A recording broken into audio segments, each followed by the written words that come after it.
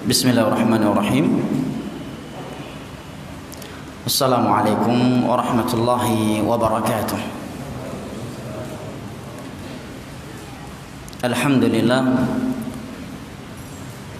wassalatu wassalamu ala rasulillah wa ala alihi wa sahbihi wa sallama tasliman katsira, amma ba'd. Fanahmadullah azza wa jalla, kita bersyukur kepada Allah Jalla wa Ala yang telah berfirman, wa in ta'uddu ni'matallahi la tuhsuha innal insana lazalumun kafar. Dan kalaulah kalian ingin menghitung-hitung akan nikmat Allah atas kalian, la tuhsuha, niscaya kalian tidak akan mampu menghitungnya. Innal insana lazalumun kafar, sesungguhnya manusia itu pelaku kezaliman dan kekufuran. Berkat nikmat kesehatan, kesempatan dan hidayah taufik dari Allah Jalla wa Ala, sehingga pada hari yang berbahagia ini, di pagi hari yang cerah ini, kita dapat berkumpul di rumah Allah Jalla wa Ala yang mulia ini dalam rangka at-tafaqquh fid din, dalam rangka at-tawasi bil haqq wa tawasi bis sabr, dan dalam rangka at-ta'awun 'alal birri wat taqwa. Maka kita memohon kepada Allah Jalla wa Ala bi asma'il husna, dengan nama-namanya yang maha indah, wa sifatil ula, dengan sifat-sifatnya yang maha tinggi, wa bismihil a'zam, dan dengan namanya yang paling agung, alladzi idza su'ila bihi ajab, yang apabila Allah Jalla wa Ala diminta dengannya maka Allah akan mengabulkannya. Kita meminta kepadanya sebagaimana Ia telah mengumpulkan kita saat ini di rumahnya yang mulia ini pada kegiatan yang utama ini, agar kembali mengumpulkan kita dan keluarga kita semua ma'an nabiyyin was-siddiqin wasyuhada'i was-salihin wa hasuna ulaika rafiqa, di dalam syurga firdausnya di hari kiamat kala. Amin ya rabbal alamin.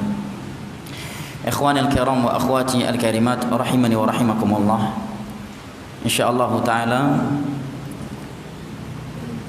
pada program kali ini kita akan sama-sama membaca dan saling sharing di antara kita terkait sebuah kitab yang ringkas, tipis, tetapi pembahasan yang ada di dalamnya adalah salah satu dari landasan besar atau kaidah penting untuk dipahami oleh setiap muslim dan muslimah yang mencintai kemurnian agamanya.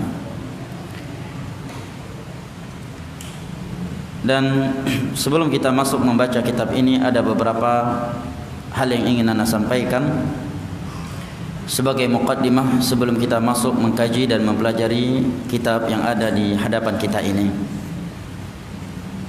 Poin yang pertama adalah yang dengannya saya ingatkan diri anak pribadi dan antum sekalian, hendaknya kita bersyukur kepada Allah Jalla wa Ala atas anugerahnya berupa kecintaan kepada ilmu agama. Ini anugerah yang tidak dapat dibeli dengan dunia beserta isinya. Tatkala seorang hamba dianugerahkan oleh Allah Jalla wa Ala kecintaan terhadap ilmu agama, karena kebanyakan manusia mereka berpaling dari ilmu agama. Hal itu Allah firmankan dalam Al-Quranul Karim dengan firman-Nya, ya'lamuna zahiran minal hayatid dunya wa hum 'anil akhirati hum ghafilun. Kebanyakan manusia memiliki wawasan pengetahuan yang cukup dalam, yang cukup luas dalam perkara dunia, sementara terhadap akhirat mereka adalah orang-orang yang lalai. Terlebih lagi kita yang sudah berada di zaman yang sudah jauh dari kenabian ini.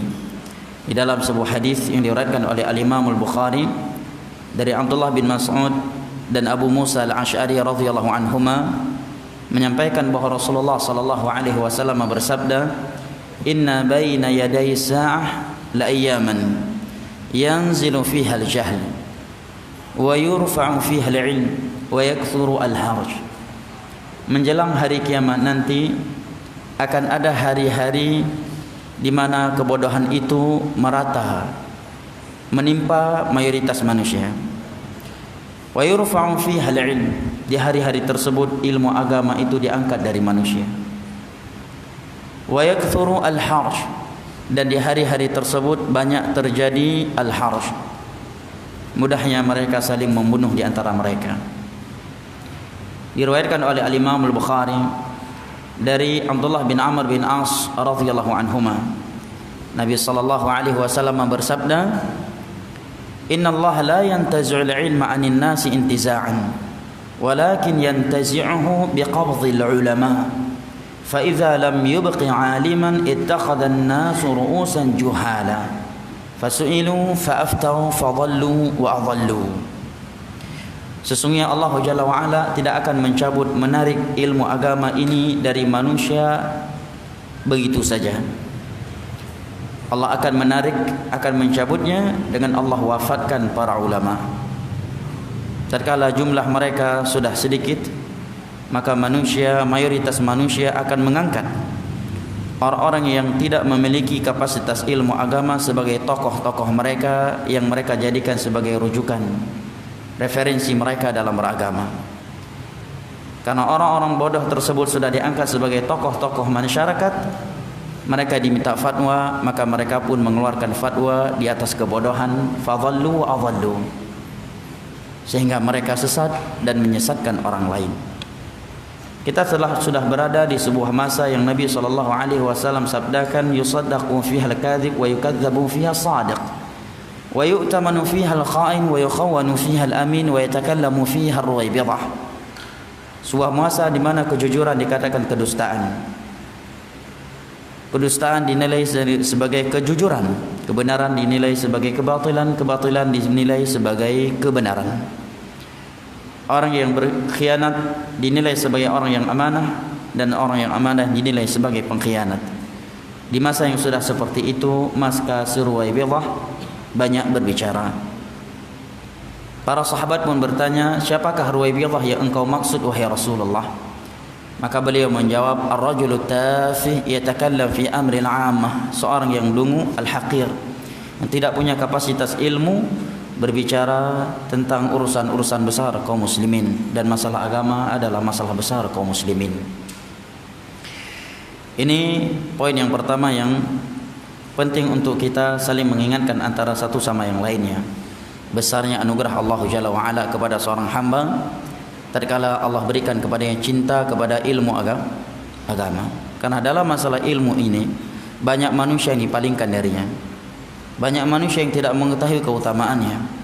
Bahkan lebih dari itu, banyak manusia yang telah mengetahui keutamaan hadir di majelis ilmu agama, tetapi tidak diberikan anugerah taufik untuk menghadirinya.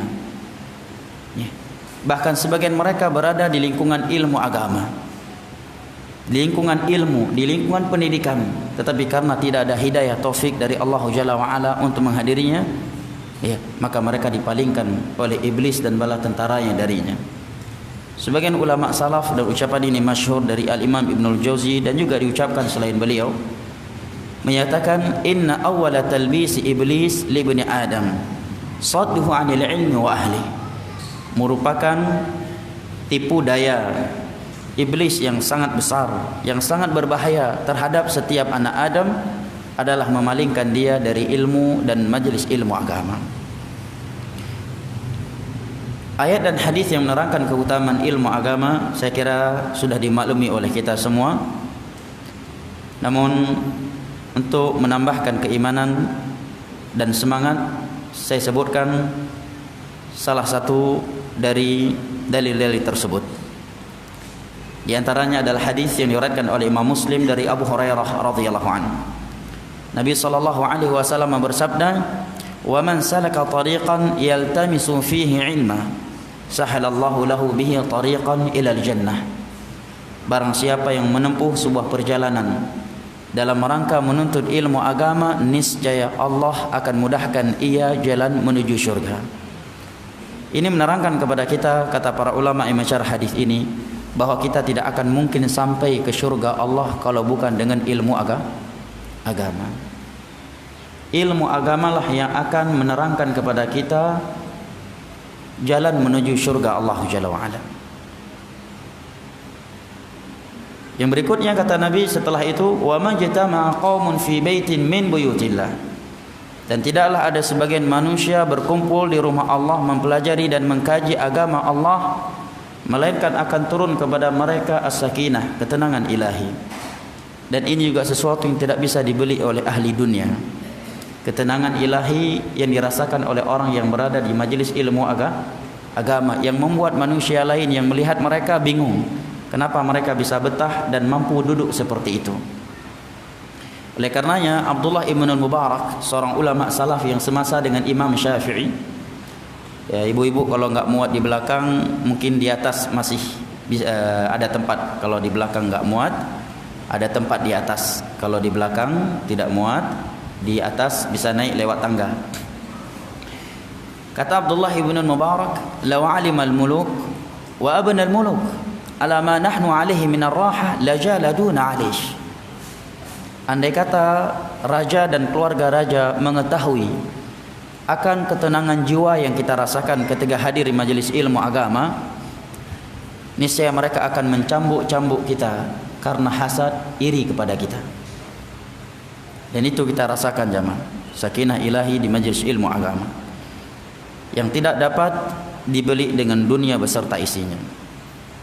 Andai kata ada seorang yang mengeluarkan uang 1 miliar setiap bulannya untuk piknik, rekreasi ke seluruh penjuru dunia dengan fasilitas yang mewah, dengan hiburan yang luar biasa, demi Allah, sakinah yang mereka dapatkan untuk kejiwa mereka tidak menyaingi sakinah ilahi yang dirasakan oleh orang yang hadir di majelis ilmu agama sekalipun hanya 5%. Mereka tidak akan memiliki 5% sakinah ilahi yang ada di majelis ilmu agama pun tidak akan mereka rasakan. Wa hafathumul wa ghasyatumur rahmah. Rahmat Allah tercurahkan kepada mereka.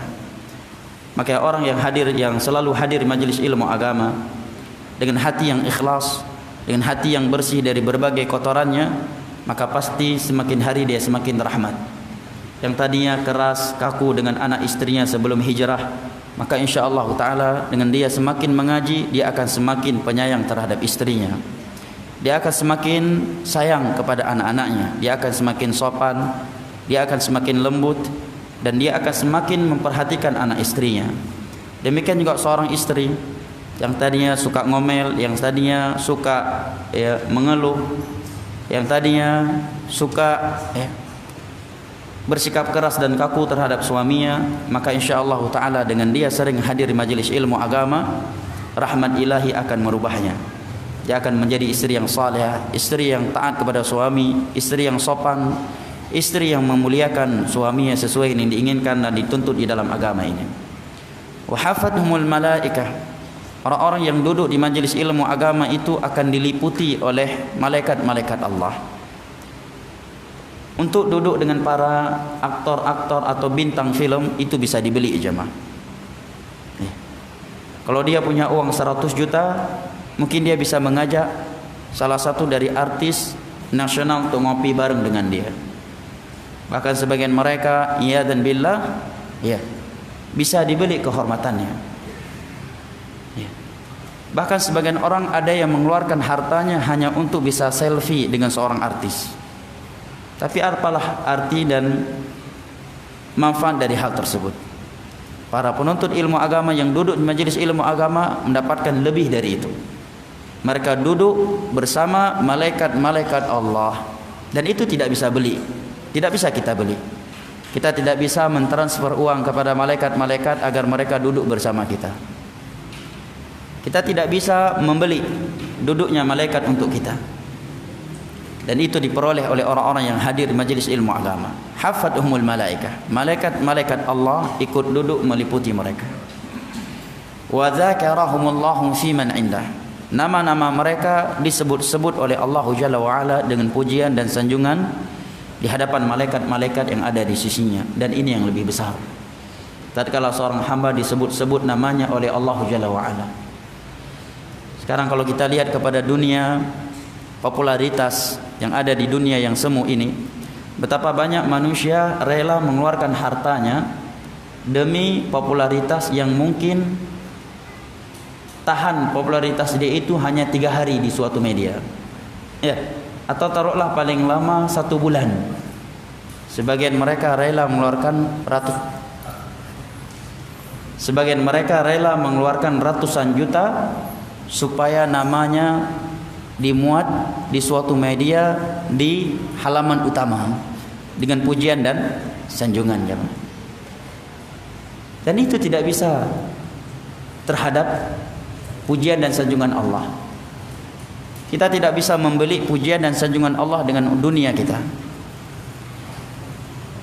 Dan rupanya itu diperoleh oleh orang-orang yang hadir di majelis ilmu agama tanpa mengeluarkan uang sepersen pun, tanpa harus mengeluarkan miliaran uang. Nama mereka disebut-sebut dengan pujian dan sanjungan oleh Allah Jalla wa Ala di hadapan malaikat-malaikat yang ada di sisinya. Dan jumlah malaikat tiada yang mengetahuinya kecuali Allah Jalla wa Ala. Jangankan yang di sisi Allah, yang di setiap langit saja Nabi menyatakan ma min arba'ati asabi'in fis sama illa wa fihi malakun sajidun lillah. Tidaklah ada jarak 4 jari jemari di atas langit sana, melainkan di situ ada malaikat yang sedang qaim aw raki'un aw sajidin lillah, sedang ruku, sujud atau berdiri menyembah Allah Jalla wa Ala. Itu baru di langit, jemaah. Nama para penuntut ilmu agama yang hadir majelis ilmu agama disebutkan namanya dengan pujian dan sanjungan oleh Allah langsung, bukan sekadar malaikat yang menyebutkannya. Allah menyebutkannya kepada malaikat-malaikat yang ada di sisinya. Jibril mendengarnya, Mikail, Israfil, Hamalatul Arsh, malaikat-malaikat yang membawa arusnya, dan malaikat-malaikat lainnya. Ini keberuntungan yang luar biasa. Makanya para ulama ingatkan bahwa ketika seorang hadir majelis ilmu agama, hendaknya dia bersyukur kepada Allah, karena itu murni taufik dari Allah Jalla wa Ala. Kalau kita ingin melihat kepada harta kita, maka di sana masih banyak orang yang lebih kaya daripada kita, tetapi tidak dianugerahkan oleh Allah rutinitas hadir majelis ilmu agama. Melihat kepada kesehatan, maka sungguh tidak sedikit manusia di sana yang lebih sehat daripada kita, tetapi tidak dianugerahkan aktivitas hadir majelis ilmu agama yang rutinitas. Melihat kepada kelapangan waktu, maka tidak sedikit di sana ada orang-orang yang waktu mereka lebih lapang dan lebih luang, namun Allah belum memberikan kepada mereka anugerahnya rutinitas hadir majelis ilmu agama. Ya. Taib. Dan terkadang dengan satu hadis yang didengar oleh seorang muslim itu menjadi sebab dia selamat dari berbagai penyimpangan, atau menjaga dia dari suatu kejelekan. Sebagai contoh, tatkala diberitakan bahwa Nabi Muhammad SAW telah wafat, sebagian sahabat tidak percaya. Di antara yang tidak mempercayainya siapa? Umar bin Khattab, seorang yang sangat kokoh imannya. Sampai-sampai beliau menyatakan, barang siapa yang berani menyatakan Nabi Muhammad telah meninggal dunia, saya penggal lehernya. Ini Umar bin Khattab. Kapan mulai beliau tersadari? Tatkala berjumpa dengan Abu Bakar. Padahal di hari-hari biasa yang lebih keras dari sisi watak tabiat, yang tentu yang tidak tercela, Abu Umar jauh lebih keras dan tegas daripada Abu Bakar. Begitu Abu Bakar menyampaikan firman Allah, wa ma Muhammadun illa rasulun qad khalat min qablihi ar-rusul afa in mata aw qutila qalabtum a'la aqabikum. Tidaklah Muhammad ini kecuali seorang rasul seperti rasul-rasul sebelumnya yang mereka juga telah meninggal. Apakah jika Nabi Muhammad ini mati atau dia dibunuh, kalian akan kembali murtad kepada masa lalu kalian? Kemudian Abu Bakar menyatakan, "Faman ya'budu Muhammadan fa innahu qad mat." Barang siapa yang selama ini beragama, beribadah karena Muhammad, maka Muhammad telah mati. "Wa man ya'budullah fa huwal hayyul ladzi la yamut." Tetapi barang siapa yang beragama, beribadah karena Allah, maka Allah Maha Hidup yang tidak akan pernah mati. Di saat itu baru Umar tersadari. Kata para ulama, bukan karena Umar tidak tahu ayat tadi. Umar adalah orang yang hafil terhadap Al-Quran, orang yang sangat paham terhadap Al-Quran. Tetapi itulah seorang anak Adam, terkadang karena suatu musibah besar yang menimpanya membuat dia lupa terhadap sebagian ilmu yang telah ia ketahui, karena kecintaan mereka yang luar biasa terhadap Nabi, ya, dan itu adalah musibah yang begitu besar buat mereka, membuat Umar lupa akan ayat itu. Syahid dari itu apa jamaah? Begitu dia hadir di majelis ilmu agama, yaitu Abu Bakar diingatkan, langsung sadar. Contoh lainnya, kita tahu fitnah al-jamal. Jamal artinya onta, disebut dengan fitnah Jamal karena saat itu ibunda kita Aisyah radhiyallahu anha menunggangi onta. Perlu diketahui bahwa Aisyah saat itu keluar tujuannya adalah baik, tiada tujuan buruk seperti yang difitnah oleh kaum Syiah. Beliau keluar naik onta menuju Utsman atau Ali, ingin menyampaikan pendapatnya agar Ali mencari para pembunuh Utsman terlebih dahulu, kemudian dikisos, setelah itu baru fokus tentang khilafah, bai'at.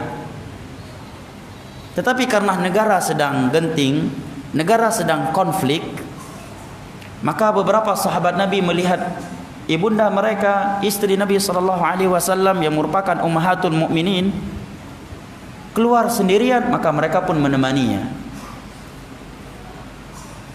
Dan terus menerus sebagian kaum muslimin menemaninya dalam perjalanan tersebut, sehingga terbentuklah pasukan yang sangat besar. Semua tujuannya, sebagian besar mereka bertujuan dari orang-orang yang baik, bukan pihak ketiga orang-orang munafik yang ingin melemparkan api di dalam minyak. Tujuannya adalah menemani ummul mukminin. Qaddarullah wa ma syaa fa'al. Sesuatu yang telah terjadi dikarenakan suatu hikmah yang Allah inginkan. Sampai berita kepada pasukan Ali bin Abi Thalib bahwa Aisyah membawa sekian pasukan untuk membantai, untuk memerangi. Yang namanya negara sedang konflik, yang namanya pasukan tentunya waspada dan selalu melakukan sikap aksi bela diri atau membunuh sebelum dibunuh. Terjadilah peperangan yang luar biasa. Di situ meninggal salah satu sahabat Nabi dari 10 sahabat yang diberitakan masuk surga. Siapa? Talhah bin Ubaidillah. Syahid dari itu jamaah, ada seorang sahabat Nabi yang tidak ikut dalam kejadian itu. Allah selamatkan dia dari fitnah itu dikarenakan sebuah hadis Nabi SAW yang pernah ia dengar. Yaitu sahabat Nabi yang bernama Abu Bakrah. Abu Bakrah, ketika beliau melihat Aisyah dengan pasukannya, dan beliau terbentuk tiba-tiba seakan-akan seorang pemimpin yang memimpin, padahal beliau keluar tadinya sendirian. Beliau langsung ingat hadis Nabi yang berbunyi, la yufliha qaumun walau amrhum imra'ah. Suatu kaum tidak akan sukses kalau yang di depannya pemimpinnya seorang wanita. Maka beliau sadar ini fitnah.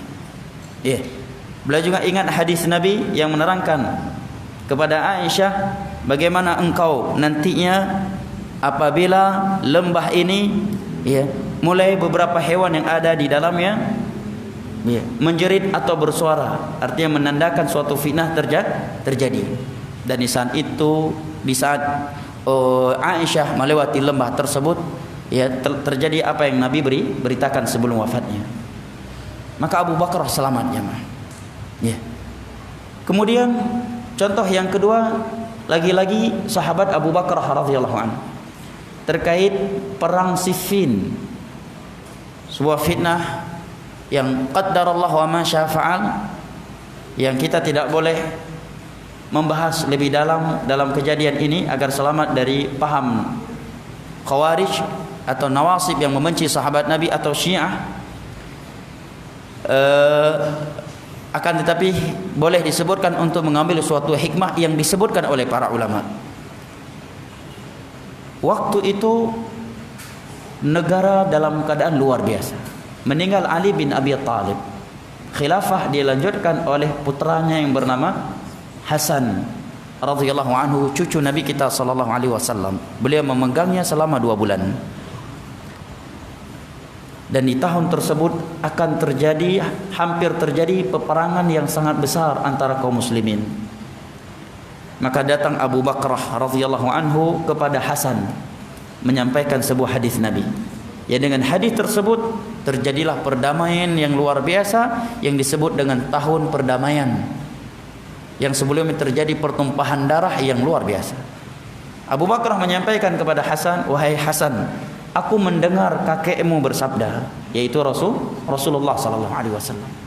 "Aku pernah mendengar kakekmu bersabda, inna bani hadza sayyidun yuslihullahu bihi baina ta'ifatayn al-'azimatayn minal muslimin qatatalata." Sesungguhnya putraku ini, anakku ini. Ini menerangkan bahwa cucu boleh dipanggil anak. Tidak mengapa seorang panggil cucunya ya bunai, tidak mesti ya hafidi. Ya. Sesungguhnya anakku ini, cucuku ini adalah tokoh kaum muslimin. Dengan dia Allah akan mendamaikan 2 kelompok besar kaum muslimin yang sedang berperang. Karena Hasan seorang yang jujur beribadah kepada Allah, seorang yang memiliki hati yang bersih dari kibr, dari hasad, dari ambisi terhadap dunia, boleh langsung paham maksud Abu Bakrah membawa hadis ini. Maka dengan itu beliau langsung mendatangi Muawiyah dan menyerahkan khilafahnya kepada Muawiyah. Dengan itu terjadilah persatuan dan perdamaian yang luar biasa di antara kaum muslimin. Sebab selamatnya darah kaum muslimin di sini apa jamaah? Hadisnya Nabi sallallahu alaihi wasallam. Dengan demikian pula terkait fitnah-fitnah yang lainnya.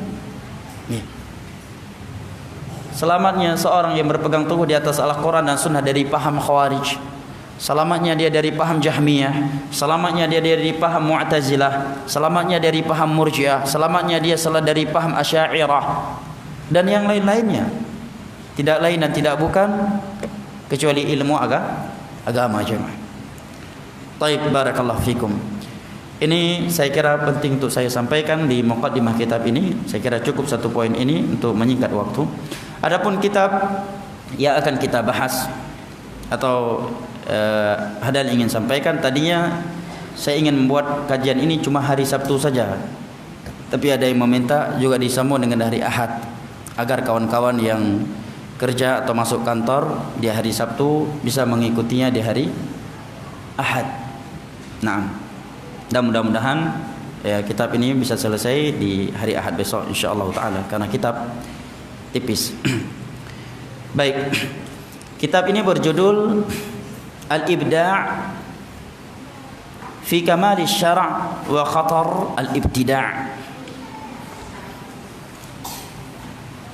Penjelasan yang jelas yang menerangkan kesempurnaan syariat ini dan bahayanya melakukan bid'ah dalam agama ini.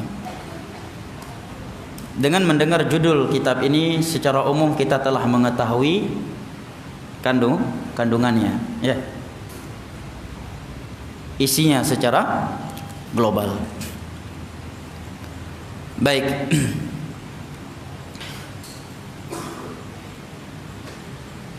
Mungkin ada yang berkata, kenapa kita mesti membahas perkara bid'ah? Tidakkah dengan membahas perkara bid'ah itu akan membuat kaum muslimin berpecah belah, berselisih? Karena ada sebagian orang punya prinsip dalam berdakwah, dalam bab dakwah itu cukup kita menyinggung fadailul a'mal, fadilah amal saja. Jangan kita singgung hal-hal yang haram secara rinci. Jangan pula kita bahas hal-hal yang wajib, fikih-fikih secara rinci, apalagi menyinggung perkara syirik dan bid'ah, karena itu akan memecah belah kaum muslimin. Maka ini dijawab dengan beberapa jawaban secara umum, ya. Yang pertama, bahwa dakwah Nabi itu, kata Syekh Albani, dibangun di atas dua rukun. Semua dakwah menyimpang, kata beliau, kecuali dibangun di atas dua rukun dari rukun dakwah Nabi ini, yaitu at-tarbiyatu wat-tasfiyah. Dengan sebutan lainnya at-targhibu wat-tarhib. Dengan sebutan lain al-bisyarah wan-nidharah. At-tarhib, at-targhib wat-tarhib, an-nidharah wal-bisyarah. At-tarbiyah wat-tasfiyah. Ini dua rukun dakwah seluruh para nabi. At-tarbiyah, mendidik, menyuruh, mengajak manusia kepada jalan yang dapat menyampaikan mereka ke syurga Allah Jalla wa'ala, berupa tauhid, sunnah, mengikuti sunnah Nabi dalam beragama, menjalankan perintah-perintah Allah dan Rasulnya, menjalankan hal-hal yang dianjurkan oleh Allah dan Rasulnya dari amalan-amalan yang sunnah. Ini namanya at-tarbiyah. Yang kedua at-tasfiyah, membersihkan, memperingatkan mereka, menjauhkan mereka dari jalan-jalan yang dapat menyeretkan mereka ke dalam neraka Allah, dari mulai kesyirikan, kebid'ahan, dan kemaksiatan. Dan kalau kita memperhatikan isi Al-Quran sebanyak 30 juz, maka dakwah di dalam Al-Quran dibangun di atas tarbiyah wa tasfiyah. Di dalam Al-Quran tidak hanya pembahasan fadilah amal saja. Di dalam Al-Quran tidak hanya pembahasan salat, zakat, haji, puasa. Bahkan inti isi Al-Quran adalah pembahasan tauhid dan syirik. Dalam Al-Quran juga ada pembahasan ini haram, itu haram. Demikian juga 23 tahun dakwah Nabi, 13 tahun di Makkah dan 10 tahun di Madinah. Dakwah beliau adalah at-tarbiyatu wat-tasfiyah, tidak hanya fadilah amal. Ini menerangkan kepada kita, kata para ulama, bahwa rukun dakwah harus dibangun di atas dua hal ini, at-tarbiyatu wat-tasfiyah. Dan sungguh keliru apabila usul dakwah, prinsip dakwah adalah tidak boleh menyinggung hal-hal yang haram.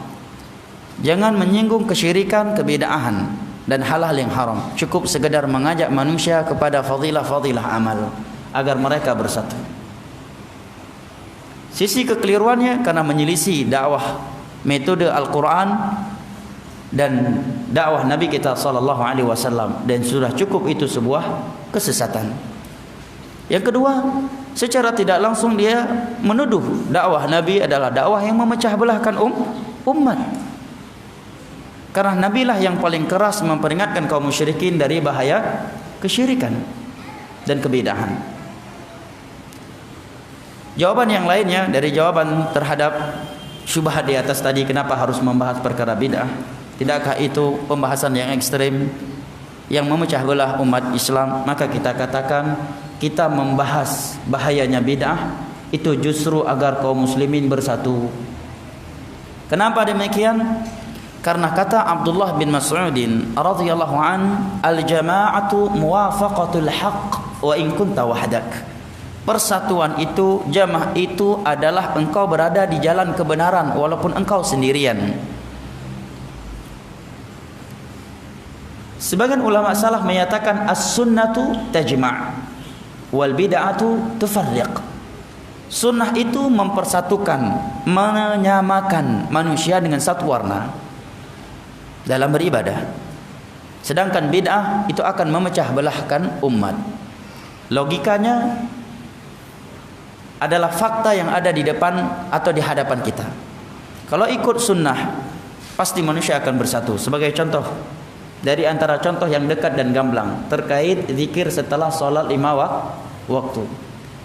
Andai kata seluruh kaum muslimin yang berzikir setelah sholat 5 waktu membacakan konteks yang Nabi anjurkan, dengan petunjuk Nabi, sebagaimana yang datang dalam hadis-hadis yang diriwayatkan oleh para sahabat Nabi dari beliau, sungguh tiada perbedaan di antara kaum muslimin di seluruh penjuru dunia. Kita ke Italia, ke Amerika, ke Rusia, benua mana saja, tidaklah kita melihat kaum muslimin yang berzikir setelah sholat 5 waktu kecuali sama dengan apa yang kita terapkan di negeri kita. Kenapa? Karena as-sunnatu tajma'. wal bid'atu tufarriq. Sunnah Nabi mempersatukan, sementara bidah memecah belahkan umat. Bahkan sekarang tidak hanya tingkat negara internasional, tingkat kabupaten, bahkan bukan kabupaten, tingkat kecamatan, kaum muslimin berselisih terkait zikir setelah salat 5 waktu. Ada yang setelah salat 5 waktu langsung doa, ada yang Al-Fatihah dulu, ada yang ini, dan kontek-kontek yang beraneka ragam dan berbeda-beda di antara mereka. Itu masih tingkat kecamatan. Maka persatuan apa yang diinginkan dengan cara seperti itu? As-sunnatu tajma' wal bid'atu tufarriq. Ini kaidah yang benar. Sunnah Nabi mempersatukan, sementara bidah itu memecah belah umat, membuat mereka beraneka ragam dalam beribadah. Sekarang kaidahnya justru dibalik. Sunnah seakan-akan memecah belahkan umat, dan bid'ahlah yang mempersatukan umat. Sementara menurut Al-Quran dan hadis serta ulama Islam yang datang setelah mereka dari kalangan para sahabat, tabi'in dan tabi'ut tabi'in, bahwa sunnah akan mempersatukan dan bid'ahlah yang akan memecah belahkan umat. Sungguh benar yang Nabi sabdakan dalam hadis tadi, bahwa di akhir zaman penuh dengan pemutarbalikan fakta. Ketiga, kita membahas bahayanya bid'ah itu sebagai bentuk kasih sayang, cinta dan amanahnya kita kepada kaum muslimin. Kenapa? Karena kalau kita tahu saudara kita atau kita cinta kepada saudara kita, tentunya kita tidak akan membiarkan dia melakukan sesuatu yang sia-sia. Dan ibadah yang tidak dibangun di atas petunjuk Nabi akan sia-sia, sebagaimana ibadah yang tidak dibangun di atas keikhlasan. Karena Islam bukanlah agama yang hanya menuntun penganutnya untuk memperbanyak amalan tanpa memperhatikan kualitas dan kebenarannya. Allah berfirman, tabarakalladzi biyadihil mulku wa huwa ala kulli syai'in qadir, alladzi khalaqal mauta wal hayata liyabluwakum ayyukum ahsanu amala. Allah tidak menyatakan ayyukum aktsaru amala. Yang Allah katakan ayyukum ahsanu amala. Siapakah di antara kalian yang paling bagus amalannya? Allah tidak menyatakan siapakah yang paling banyak amalannya, siapakah yang paling capek.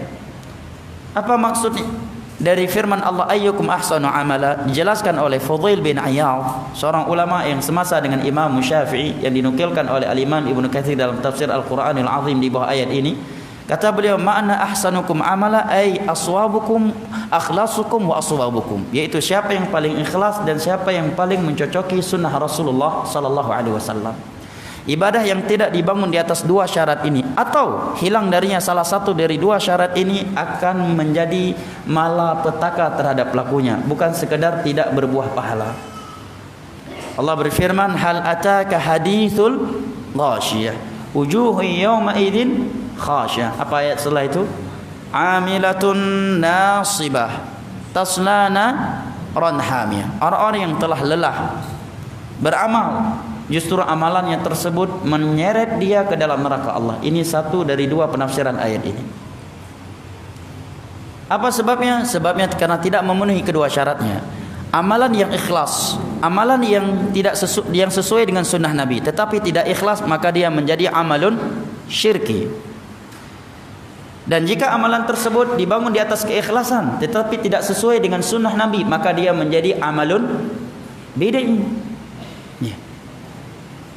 Oleh karenanya sebagian ulama salaf menyatakan al-iqtisadu fis sunnah khairun minal ijtihadi fil bid'ah. Sederhana dalam beribadah tetapi sesuai dengan petunjuk Nabi SAW itu lebih baik daripada bersungguh-sungguh tetapi dengan cara yang bid'ah.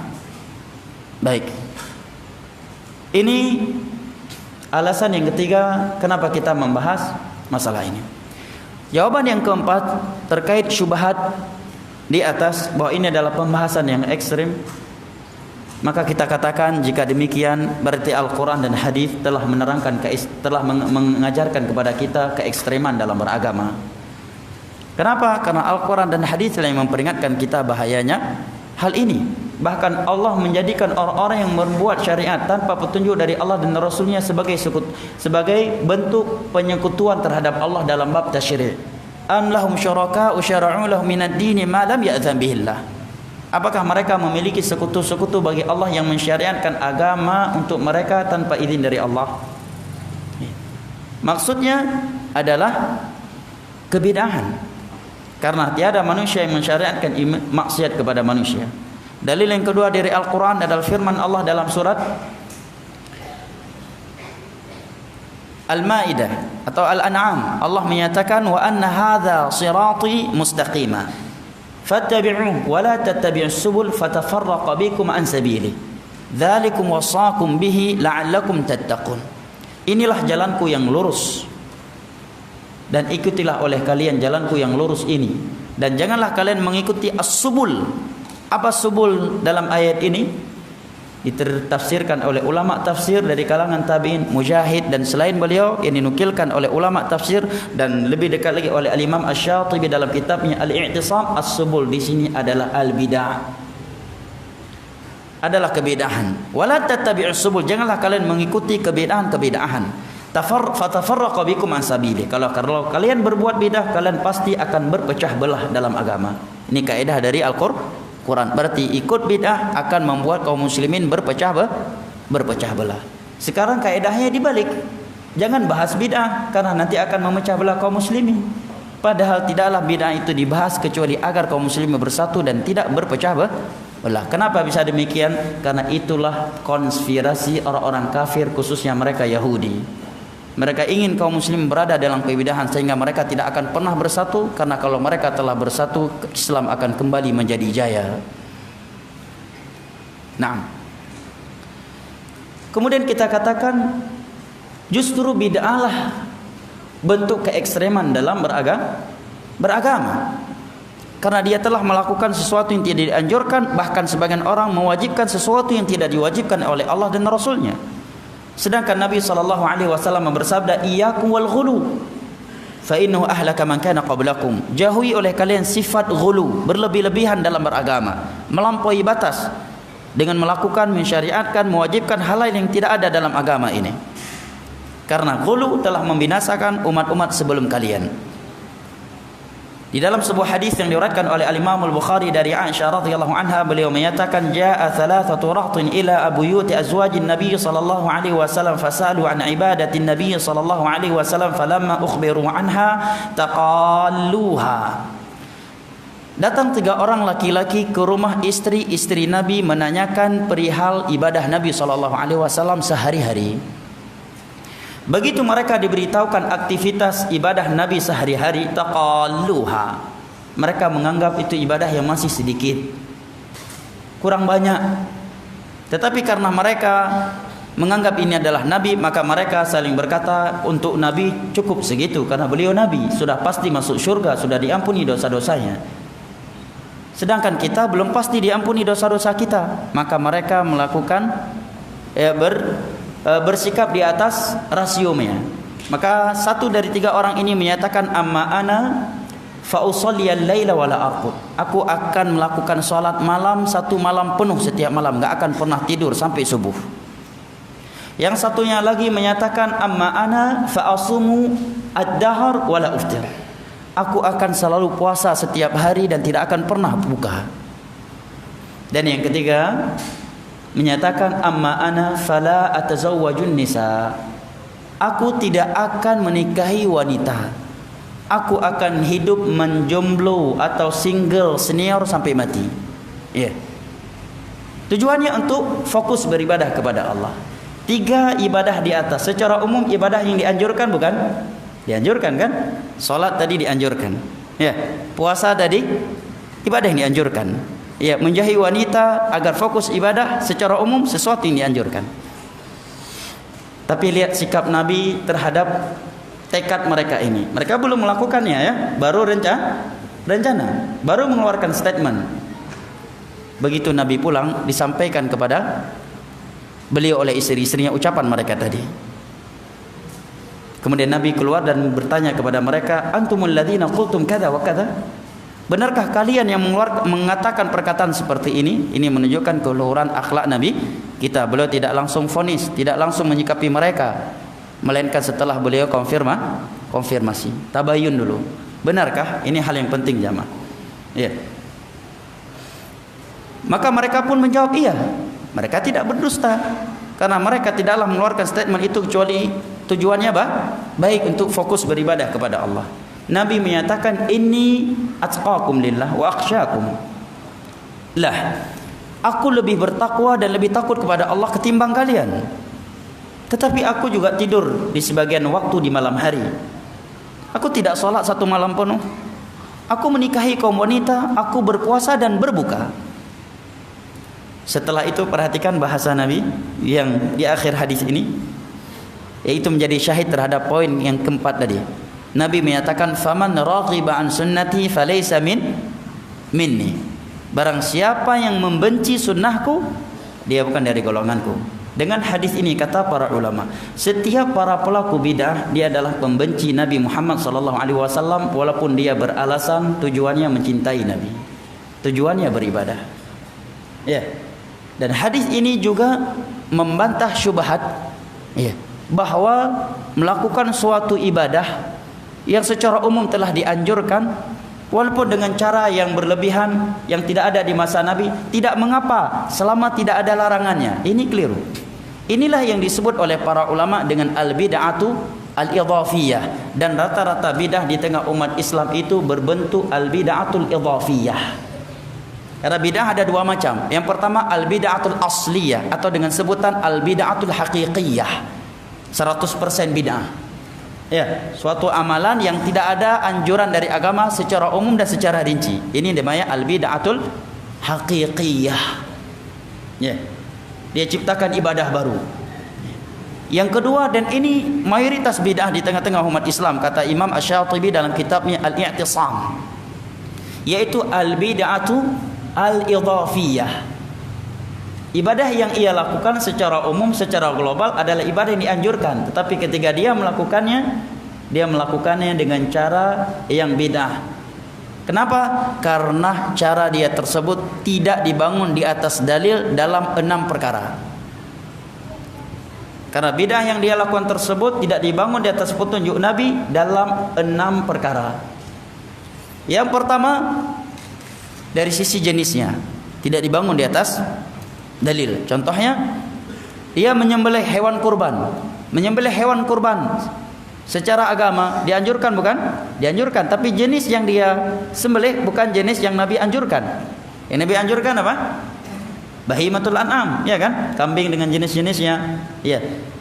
Sapi, kerbau, onta. Dia sembelih ayam misalkan. Jenisnya berbeda dengan petunjuk agama. Walaupun harga ayam dia mungkin karena dari Hong Kong lebih mahal dari onta misalkan. Ya. Karena ada yang beritahukan pada saya ada ayam yang harganya di atas 50 juta. Enggak tahu ayam apa namanya itu. Yang jelas tuh ayam sebagian mereka menggunakannya untuk bermain judi. Yang kedua, dari sisi al-adadiyah, qadar, jumlah nominalitasnya. Lebih atau berkurang dari jumlah yang telah ditentukan, tidak boleh lebih dan tidak boleh kurang. Karena ada ibadah-ibadah Allah mutlakkan, boleh kita melakukan sesuka kita dan sebanyak apapun. Contohnya anjuran berzikir secara umum, beristighfar secara umum, bersolawat kepada Nabi secara umum, terserah mau berapa kali dimanapun dan kapanpun. Yadhkurunallaha qiyaman wa qu'udan, mereka berzikir kepada Allah berdiri, duduk dan sambil jalannya.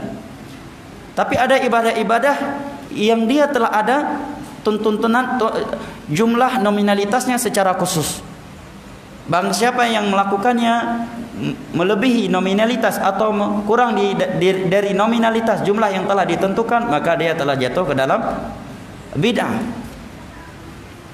Seperti rakaat salat, jumlah tawaf 7 kali, enggak boleh kurang, enggak boleh lebih. Tiba-tiba dia tawaf 10 kali karena lagi semangat. Enggak bisa. Sa'i antara Safa dan Marwah jumlahnya 7 kali, tidak boleh lebih dan tidak boleh kurang, karena dia merasa jomblo, semangat, ya, habis minum air zam-zam 6 gelas, saya 10 kali aja lah, belum tentu tahun depan saya sa'i lagi. Enggak bisa. Menyelisih sunnah Nabi dari sisi al-qadar, al-adadiyah. Ini kedua. Yang ketiga as-sababiyah. Dari sisi sebabnya mesti dibangun di atas dalil. Seperti orang yang duduk sholat 2 rakaat ketika masuk masjid. Sebabnya apa? tahiyatul masjid. Ada dalilnya, idza dakhala ahadukumul masjid fala yajid hatta yusalli rak'atain. Hadis dari Imam Muslim dari Abu Qatadah Al-Ansari. Apabila salah satu di antara kalian masuk ke masjid, jangan dia langsung duduk sampai dia salat dua rakaat.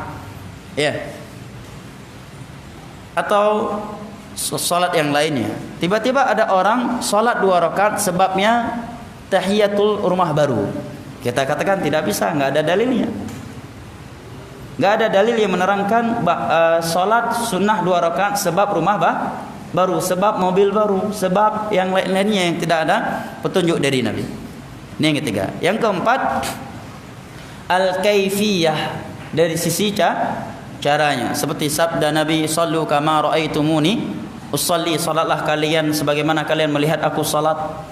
Ya, kita memang tidak melihatnya, tetapi para sahabat yang telah melihatnya langsung dari Nabi telah meriwayatkannya secara rinci kepada umat ini, dan masih terjaga sampai hari ini dan sampai hari kiamat. Kalau ada yang berkata, kenapa antum berani memvonis hadis-hadis itu akan terjaga sampai hari kiamat? Bukankah itu menebak perkara gaib? Bukan, karena Allah yang telah berfirman, inna nahnu nazzalna dzikra wa inna lahu lahafizun. Kami yang menurunkan agama ini dan kami akan menjaganya sampai hari kiamat.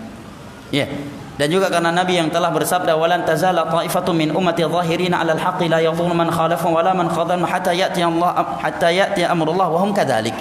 Akan senantiasa ada sekelompok dari umatku yang senantiasa menampakkan kebenaran, banyaknya orang yang menyelisih, mencela, mencemoohi mereka, tidak membuat mereka goyang sedikit pun sampai datang perkara Allah kepada mereka dan mereka masih istiqamah dalam hal ini.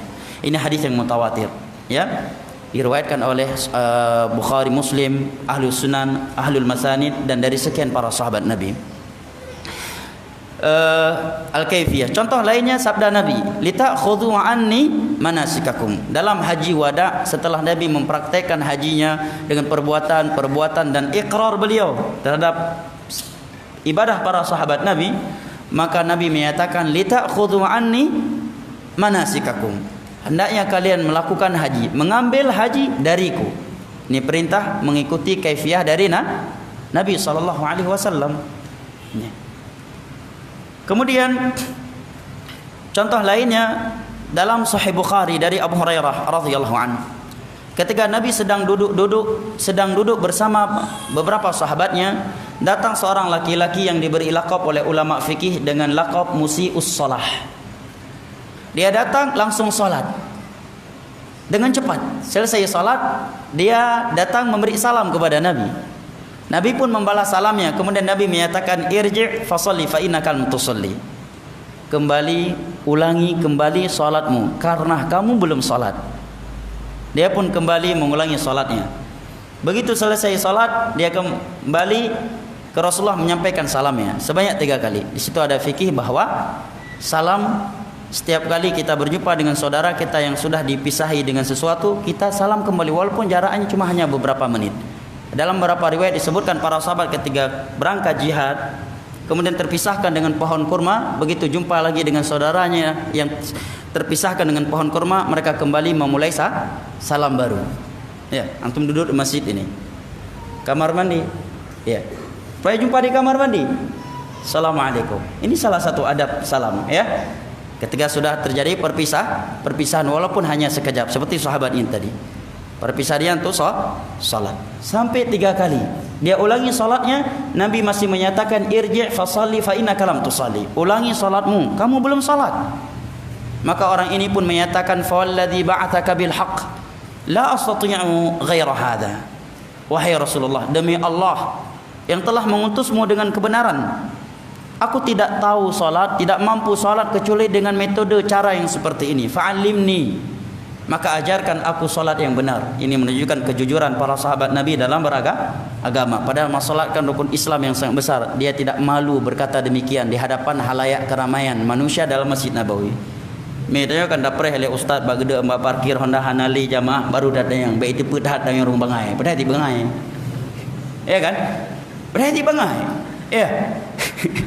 Ya, prehele lo. Bahkan ada yang belajar Iqra pun gitu. Yang lain udah pada pulang semua, baru dia mulai tahsin, biar enggak ketahuan dia bacaannya masih kacau. Ya. Tidak ada ketawaduan. Ya. Padahal merendahkan diri untuk agama Allah pasti dia akan dimuliakan oleh Allah. Kalau Allah yang sudah memuliakannya, pasti hamba-hambanya yang saleh memuliakan dia, memandang dia dengan pandangan yang mulia. Maka Nabi pun mengajarkan ia salat yang benar. Syahidnya kata para ulama bahwa salat mesti sesuai dengan petunjuk Nabi. Yang kelima adalah dari sisi az-zamaniyah, dari sisi waktunya, tidak boleh di luar waktu yang telah ditentukan oleh Allah dan Rasulnya. Contohnya amatlah banyak seperti salat, ya kan, haji, ya, dan ibadah-ibadah lainnya. Yang keenam adalah al-makaniyah, dari sisi tempatnya. Tidak boleh di luar tempat yang telah ditentukan oleh Allah dan Rasulnya, seperti haji dan umrah. Contoh lainnya adalah al-i'tikaf. Ya, syaratnya dalam masjid. Allah berfirman, wa antum aakifuna fil masajid. Tiba-tiba dia i'tikaf di atas kuburan.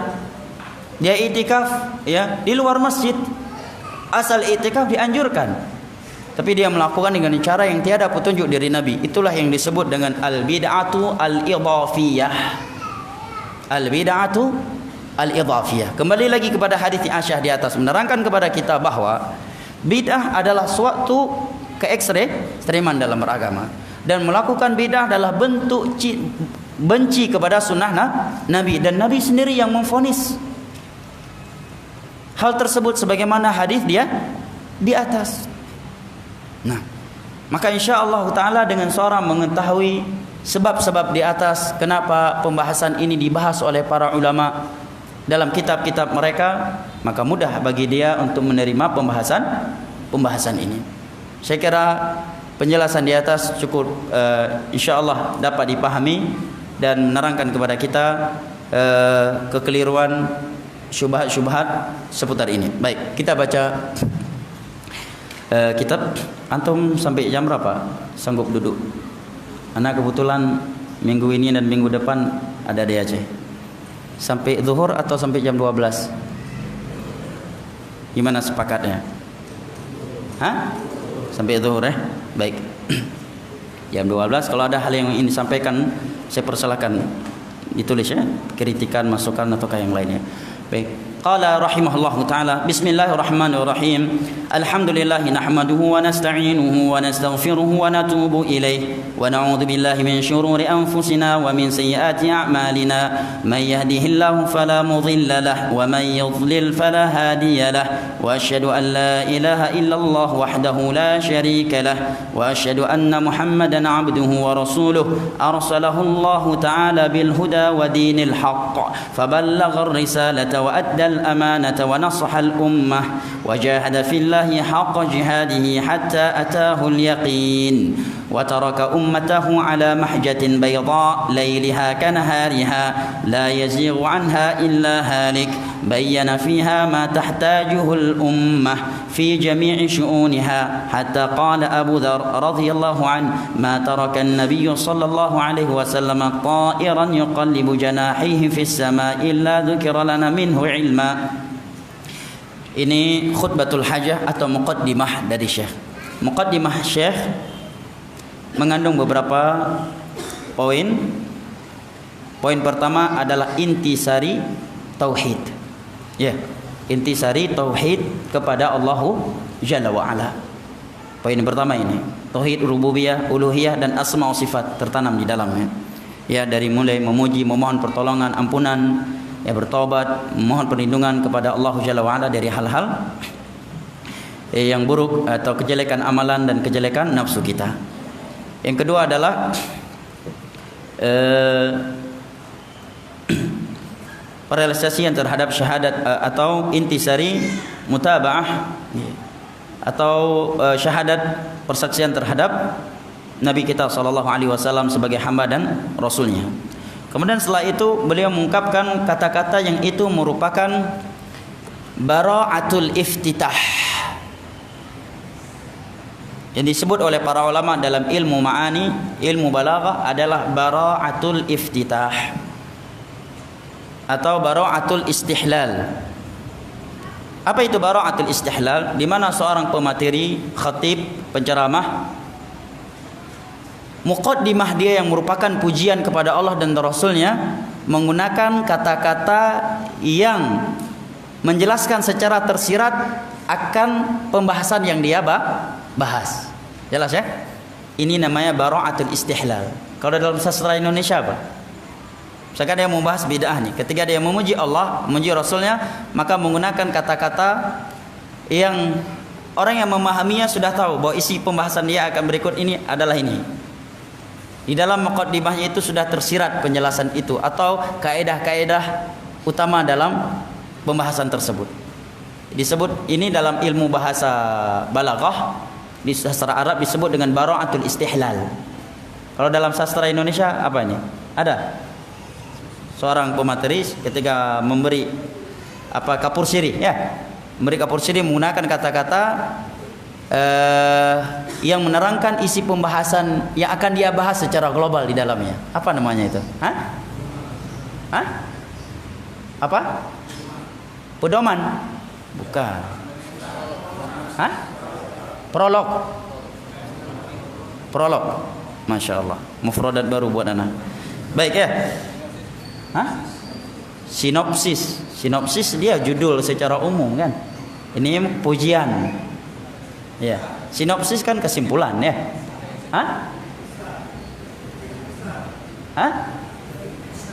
Ihtisar bahasa Indonesia itu. Baik, barakallahu fiik.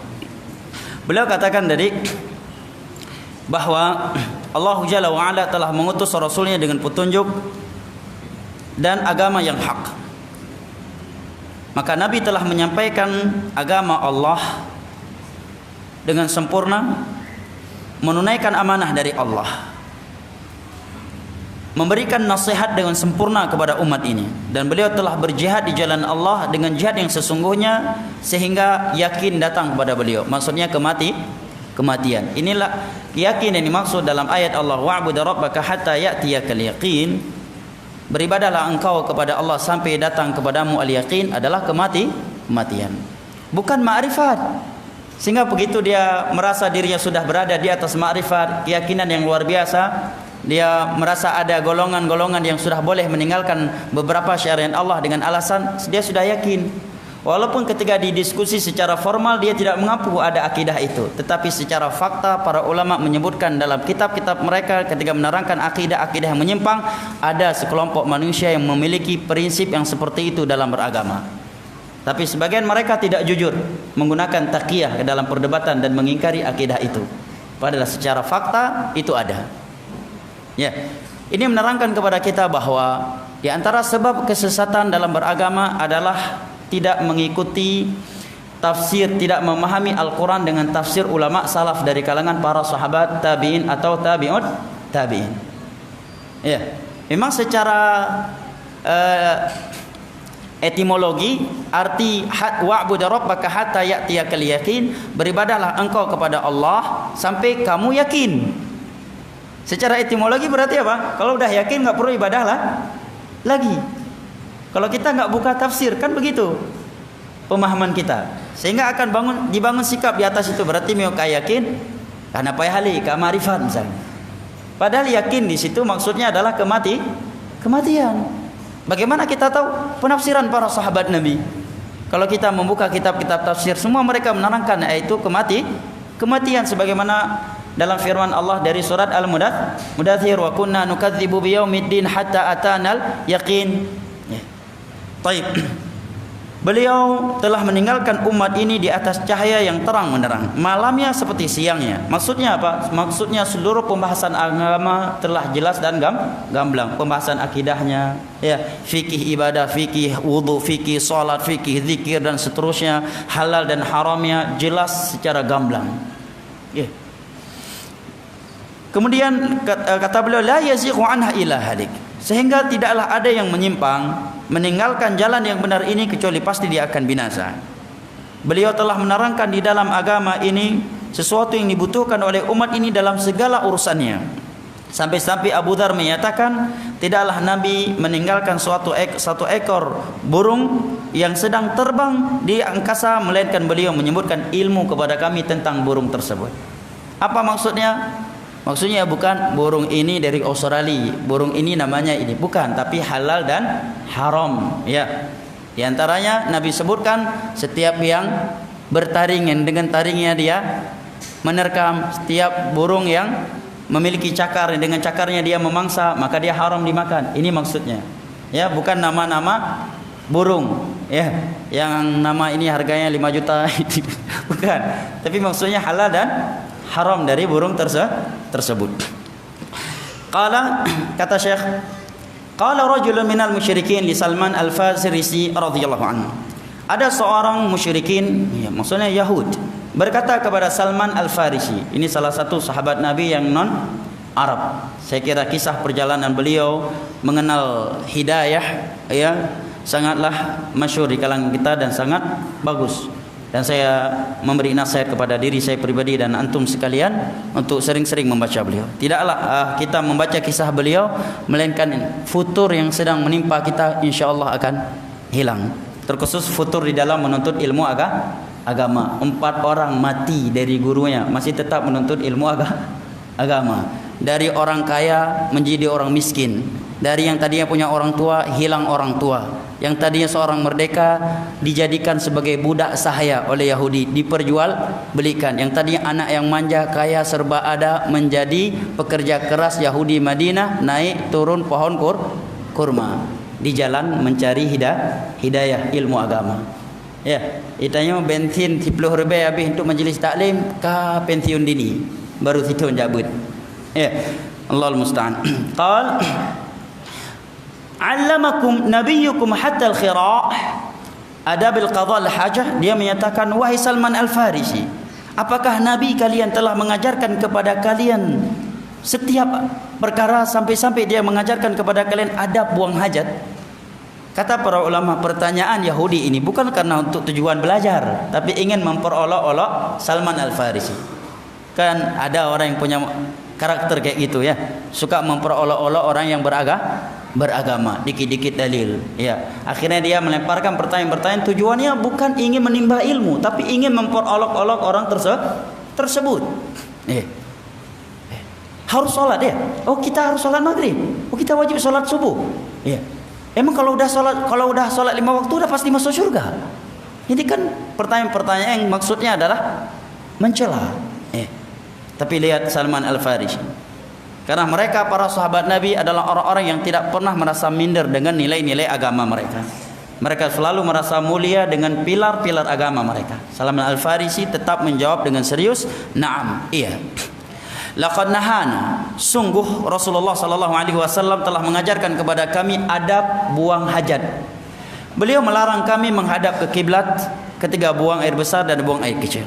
Beliau melarang kami ketika beristinja menggunakan batu kurang dari 3 batu. Istinja adalah salah satu dari taharah syar'i yang Allah bolehkan, ya, dengan batu dan yang semisal dengannya, dengan syarat bersih, ya, suatu yang boleh digunakan dan tidak boleh kurang dari 3 batu atau yang semisal dengannya. Dan ini hukum syar'i yang Allah bolehkan. Tidak boleh kita tertawakan dan kita anggap itu sesuatu yang menjijikkan. Ya. Karena itu hukum syar'i, dan itu boleh bukan hanya sekedar ketika air tidak ada, baik ketika ada air ataukah ketika tidak ada air. Hanya saja kalau ada air maka lebih afdal menggunakan air. Dan andai kata seorang tidak pernah melakukannya, maka tidak boleh dia mencela dan menganggap jijik salah satu dari hukum yang Allah syariatkan. Ya. Hukum Allah ini sangat dirasakan hikmahnya oleh orang-orang yang berada di tengah-tengah padang pasir yang tidak memiliki air.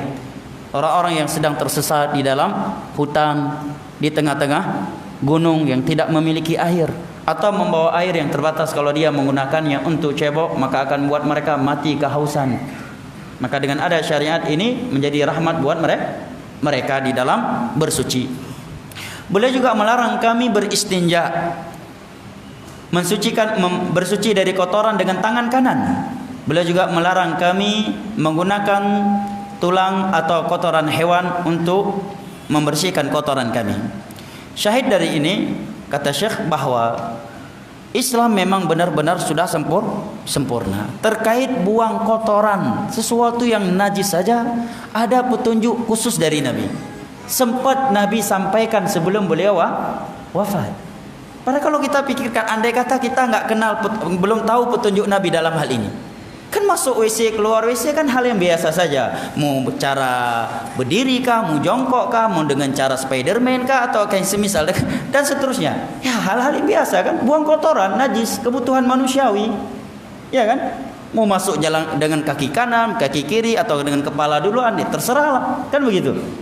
Tapi rupanya dalam Islam ada petunjuk khusus. Nabi sempat menyampaikan, membahas hal ini sebelum wafatnya. Bahwa kalau mau masuk WC, kontaknya khusus yang tidak bisa diganti dengan kontak yang lain, yaitu Allahumma inni a'udzubika minal khubuthi wal khaba'ith, keluar darinya ghufranaka. Ya. Kalau dia buang hajat, enggak boleh menghadap ke kiblat dan tidak boleh membelakangi kiblat. Kalau di tempat yang terbuka boleh membelakangi kiblat, tetapi tidak boleh menghadap ke kiblat. Kalau di tempat yang tertutup, ya. Kalau tempat yang terbuka, menghadap dan membelakangi tidak boleh. Tapi kalau di tempat yang tertutup boleh membelakanginya dan tidak boleh menghadap ke kiblat. Ini pendapat yang kuat. Wallahu a'lam bishawab. Jelas ya? Dan kita bukan sedang membahas rincian hukum itu. Syahidnya bahwa perkara yang kita anggap kecil, sepele, yang mungkin tidak ada dugaan dari para sahabat di masa itu, ini pembahasan akan dibahas oleh Nabi. Rupanya dibahas. Contoh lainnya terkait pelampiasan syahwat antara dua pasangan suami istri. Ini kan kebutuhan yang manusiawi, hal yang biasa. Yang namanya pasangan suami istri melakukan hubungan pasangan suami istri di antara mereka, hal yang biasa. Andai kata kita tidak mengenal sunnah Nabi, maka kita mungkin akan melakukannya dengan istri kita, hal yang biasa tanpa ada unsur agama di dalamnya. Rupanya dalam Islam ada bimbingan khusus, ada konteks zikir khusus yang Nabi ajarkan agar kita membacanya di saat kita ingin melakukan hal tersebut, yaitu bismikallahumma jannibni wa jannibi syaitan wa jannibi syaitan ma razaqtana aw ma razaqtani. Dengan namamu ya Allah, jauhkanlah kami dari syaitan. Ya boleh jannibni, boleh juga jannibna. Jauhkanlah kami dari syaitan dan jauhkanlah syaitan dari apa yang telah engkau berikan kepada kami. Kata Nabi, andai kata Allah menakdirkan lahir seorang anak dari hubungan yang mereka lakukan di malam tersebut dengan zikir tersebut, maka anak yang lahir dari hubungan tersebut lam yadhurrahu syaitanu ba'du, tidak akan diganggu oleh syaitan selama-lamanya. Hadis riwayat Al-Imam Al-Bukhari dari Abu Hurairah radhiyallahu anhu. Ini salah satu penjagaan terhadap anak dari Nabi sallallahu alaihi wasallam sebelum anak itu ada. Ya. Ini contoh lainnya yang menerangkan kesempurnaan agama Islam. Sehingga tidak mungkin zikir setelah sholat 5 waktu kita bisa membaca sebebas kita, sesuka kita. Zikir masuk WC aja pernah dibahas oleh Nabi. Masa zikir setelah sholat 5 waktu tidak, sehingga kita membaca sesuka kita. Jelas ya? Baik. Kemudian kata Syekh, di dalam Al-Quran juga demikian. Banyak pembahasan-pembahasan yang Allah bahas dalam Al-Quran, baik pembahasan akidah, pembahasan tauhid, ataukah adab. Bahkan adab duduk dalam majlis, adab ngetok rumah saja dibahas dalam Al-Quran. Seperti dalam firman Allah dalam surat Al-Mujadilah ayat ke-11, Allah berfirman, ya ayyuhalladzina amanu idza qila lakum tafassahu fil majalisi fafsahu yafsahillahu lakum. Wahai orang-orang yang beriman, jika dikatakan kepada kalian tafassahu fil majalis, berlapanglah di dalam majlis, maka lapangkan majlis untuk orang lain yang belum mendapatkannya, niscaya Allah akan melapangkan kalian. Penyebutan Allah melapangkan kalian di sini umum, baik dunia ataupun akhirat. Maka jangan segan-segan antum jamaah. Kalau antum lihat ada orang saudara-saudara kita datang terlambat belum dapat tempat, lapangkan majlis. Keutamaannya yafsahillahu lakum, Allah akan melapangkan dunia dan akhirat kalian. Karena ada sebagian orang agak berat kamanga duka. Jika trik minta bak sudutnya. Ya panitia maju-maju, memang udah dapat sudut legenda. Sudut yang paling dicari, sudut yang paling sakinah. Ya, tiba-tiba panitia bilang maju-maju. Waduh, berat sekali. Dia dapat sudut yang paling sakinah sudah. Maka ingat keutamaan ini. Kalau dia maju demi melapangkan majelis untuk saudaranya yang belum mendapatkan bagian tempat, Allah katakan yafsahillahu lakum. Allah akan melapangkan dunia, kuburan dan akhirat kalian. Ini kan hal yang sepele kan? Rupanya dalam Al-Quran yang merupakan kitab suci, hal yang seperti ini dibahas oleh Allah. Bayangkan. Dalam masalah minta izin masuk rumah adalah firman Allah dalam surat An-Nur ayat 27 dan 28. Allah berfirman, Ya ayyuhalladzina amanu la tadkhulu buyutan ghayra buyutikum hatta tasta'nisu wa tusallimu ala ahliha dzalikum khairul lakum la'allakum tadhakkarun fa in lam tajidu fiha ahadan fala tadkhuluha hatta yu'dhana lakum wa in qila lakum irji'u farji'u huwa azka lakum wallahu bima ta'maluna alim. Wahai orang-orang yang beriman, janganlah kalian masuk ke suatu rumah yang bukan milik kalian sehingga kalian telah meminta izin dan memberikan salam kepada ahlinya. Dengan ayat ini para ulama, mayoritas ulama menerangkan adab masuk rumah itu tidaklah dia berikan salam kecuali setelah ngetok. Kebanyakan orang kita Indonesia salam dulu baru ngetok. Assalamualaikum baru teng teng teng teng teng teng. Ya kan? Assalamualaikum baru diketok pintunya. Tok tok. Adab yang benar ketok dulu baru salam. Kenapa ayat memulai demikian? Hikmah lainnya karena bisa jadi orang di dalam lagi enggak mood nerima tamu, nerima kita. Tapi kalau kita berikan salam, Assalamualaikum, mau enggak mau dia kan harus jawab. Karena jawab salam hukumnya wajib. Dia udah tahu, aduh, lagi istirahat ini. Iya. Kalau dia ngetok 3 kali ngetok enggak dibuka kan pulang. Jadi dia tahu tunggu dulu sampai dia ketok 3 kali. Setelah itu akan pulang. Tapi kalau kali salam, mau nggak mau dia kan harus jawab. Sedangkan dia mungkin lagi nggak mau diganggu. Ya. Hikmah lainnya mungkin di rumahnya adalah istrinya, tiada laki-laki. Ya.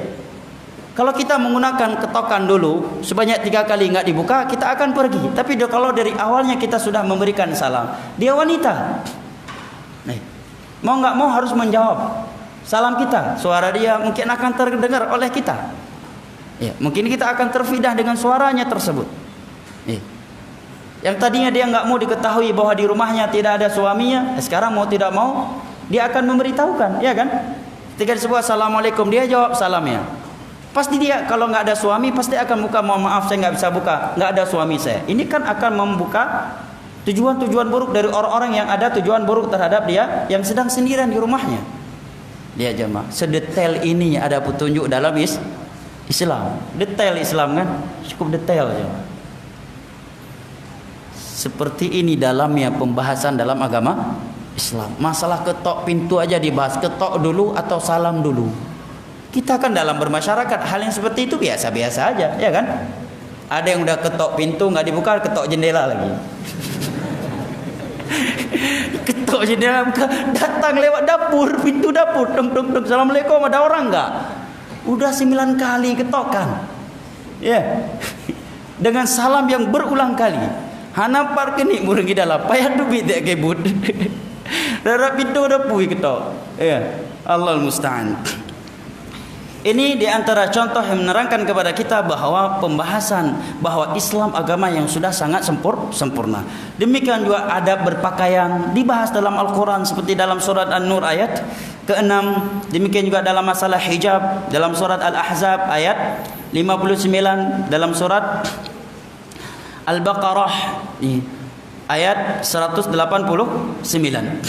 dan ayat-ayat serta hadis-hadis Nabi SAW lainnya. Kemudian Syekh Muhammad bin Shalih Al-Utsaimin menyatakan, la yahtaju ila ziyadatin kama anhu la yahjuzu fihi naqs. Tidak boleh ditambah-tambah lagi dan tidak boleh dikurangi lagi, karena dia adalah agama yang sudah sempurna dan sudah mencakup. Walihada qala Allah Ta'ala fi wasfil Quran. Oleh karenanya Allah berfirman mensifatkan Al-Quran dengan firman-Nya, wa nazzalna 'alaikal kitaba tibyanan likulli syai'. Dan telah kami turunkan Al-Quran ini menjelaskan segala sesuatu. menerangkan kesempurnaan dan kecangkupan Al-Quran. Tapi saya ingin memberikan catatan di sini. Ini salah satu ayat yang digunakan oleh Al-Qiyadah Islamiyah, atau di sebuah kota di Pulau Jawa yang mungkin tidak baik untuk saya sebutkan nama kotanya. Ada suatu majelis di sana yang mereka menghalalkan, mohon maaf, makan anjing di kota itu. Ma'ruf itu. Saya kira sebagian jamaah tahu nama kota tersebut dan nama majelis itu. Mereka menamakan diri mereka majelis Al-Quran, Quraniyun, anjing halal. Ya, Muslim ulama, ya enggak ulama. Ya, Quraniyun. Alasannya apa? Ini ayatnya. Al-Quran udah cukup, enggak perlu lagi ke sunnah Nabi. Jadi kajiannya subuh itu ada tingkatan-tingkatannya. Belajarnya ada tingkatan-tingkatannya. Enggak ada sebagian orang dia hanya baru boleh ikut majelis ini selama 40 hari berturut-turut dia hadir di majelis itu, tidak pernah alpa, dia baru boleh ke majelis tingkatan berikutnya. Ya. Dan yang menyampaikan kepada ini adalah ex-nya kepada anak. Bahkan dia ceritakan waktu itu ada dari Sulawesi datang ke sini untuk bisa hadir di majelis 40 hari itu. Ya. Selama 40 hari dia berturut-turut hadir di majelis tersebut, naik ke tingkat berikutnya. Dan hanya di kota itu yang hidup organisasi ini. Dan mereka di kota itu menghalalkan anjing. Menghalalkan anjing. Alasannya apa? Enggak ada dalil yang menerangkan haramnya anjing dalam Al-Quran. Luar biasa. Padahal kalau ikut hadis banyak. Ada dalam Al-Quran secara tersurat perintah mengikuti sunnah Nabi. Di antara sunnah Nabi adalah larangan makanan anjing. Di antara dalilnya ini. Bahkan kalau di luar Indonesia, di Pakistan, ada yang disebut oleh para ulama dengan mereka menamakan diri mereka dengan Inkarus Sunnah. Kelompok Inkarus Sunnah. Datang tukang pos membawa surat yang dikirim ke kita, kita ambil suratnya, apa pedulinya kita kepada tukang pos tersebut, kata mereka. Al-Quran diturunkan oleh Allah, dibawa oleh Muhammad, kita ambil Al-Qurannya, selesai. Dan Allah menyatakan Al-Quran telah menjelaskan segala sesuatu, berarti Al-Quran sudah cukup untuk kita. Inilah yang disebut dengan golongan Al-Quraniyun, dengan tanda kutip tentunya. Dan tepatnya mereka bukan Quraniyun, tetapi Dhullalun. Ya, Dhullal. Ya. Di tempat yang lain mereka dinamakan dengan Inkarus Sunnah kalau di Pakistan. Ya. Inkarus Sunnah. Dan pemahaman tadi ada di Indonesia, jamaah. Ya. Dan di kota tersebut beberapa minggu, saya tahunya sudah lama ya. Beberapa minggu yang lalu saya kota tersebut disampaikan cerita yang tadi, yang dari satu pulau datang demi dapat hadir 40 hari di majelis tafsir tersebut, menghalalkan anjing. Ya. Saya sudah mulai mengetahuinya di tahun 2005 dan pengikutnya sudah ribuan dan yayasannya sangat besar di kota tersebut. Ya, pendidikannya sangat besar dan enggak sembarang orang yang belajar di situ. Profesor ada, S3 ada, tapi Masya Allah hasilnya esteler rupanya. Ya. Sebagian profesor ikut aliran itu. Quraniyun namanya, majelis Al-Quran. Tidak butuh kepada hadis Nabi. Baca satu ayat, ya, kemudian ditafsirkan, ya, dengan tafsir yang sesukanya. Penggabungan alasannya ini tafsir ini gabungan dari beberapa kitab tafsir yang lainnya. Kita simpulkan dari tafsir Ibnu Katsir ini dan itu. Majelis tafsir selalu ayat umat. Baca ayat, terjemahkan sendiri, tafsirkan sendiri. Nah, maka kita katakan benar Al-Quran telah menjelaskan segala sesuatu. Di antara sesuatu yang dijelaskan oleh Al-Quran adalah kewajiban mengikuti Nabi Muhammad SAW. Sekian ayat dalam Al-Quran memerintahkan kita untuk mengikuti Rasulullah SAW. Nah, kemudian kata Syekh rahimahullah taala,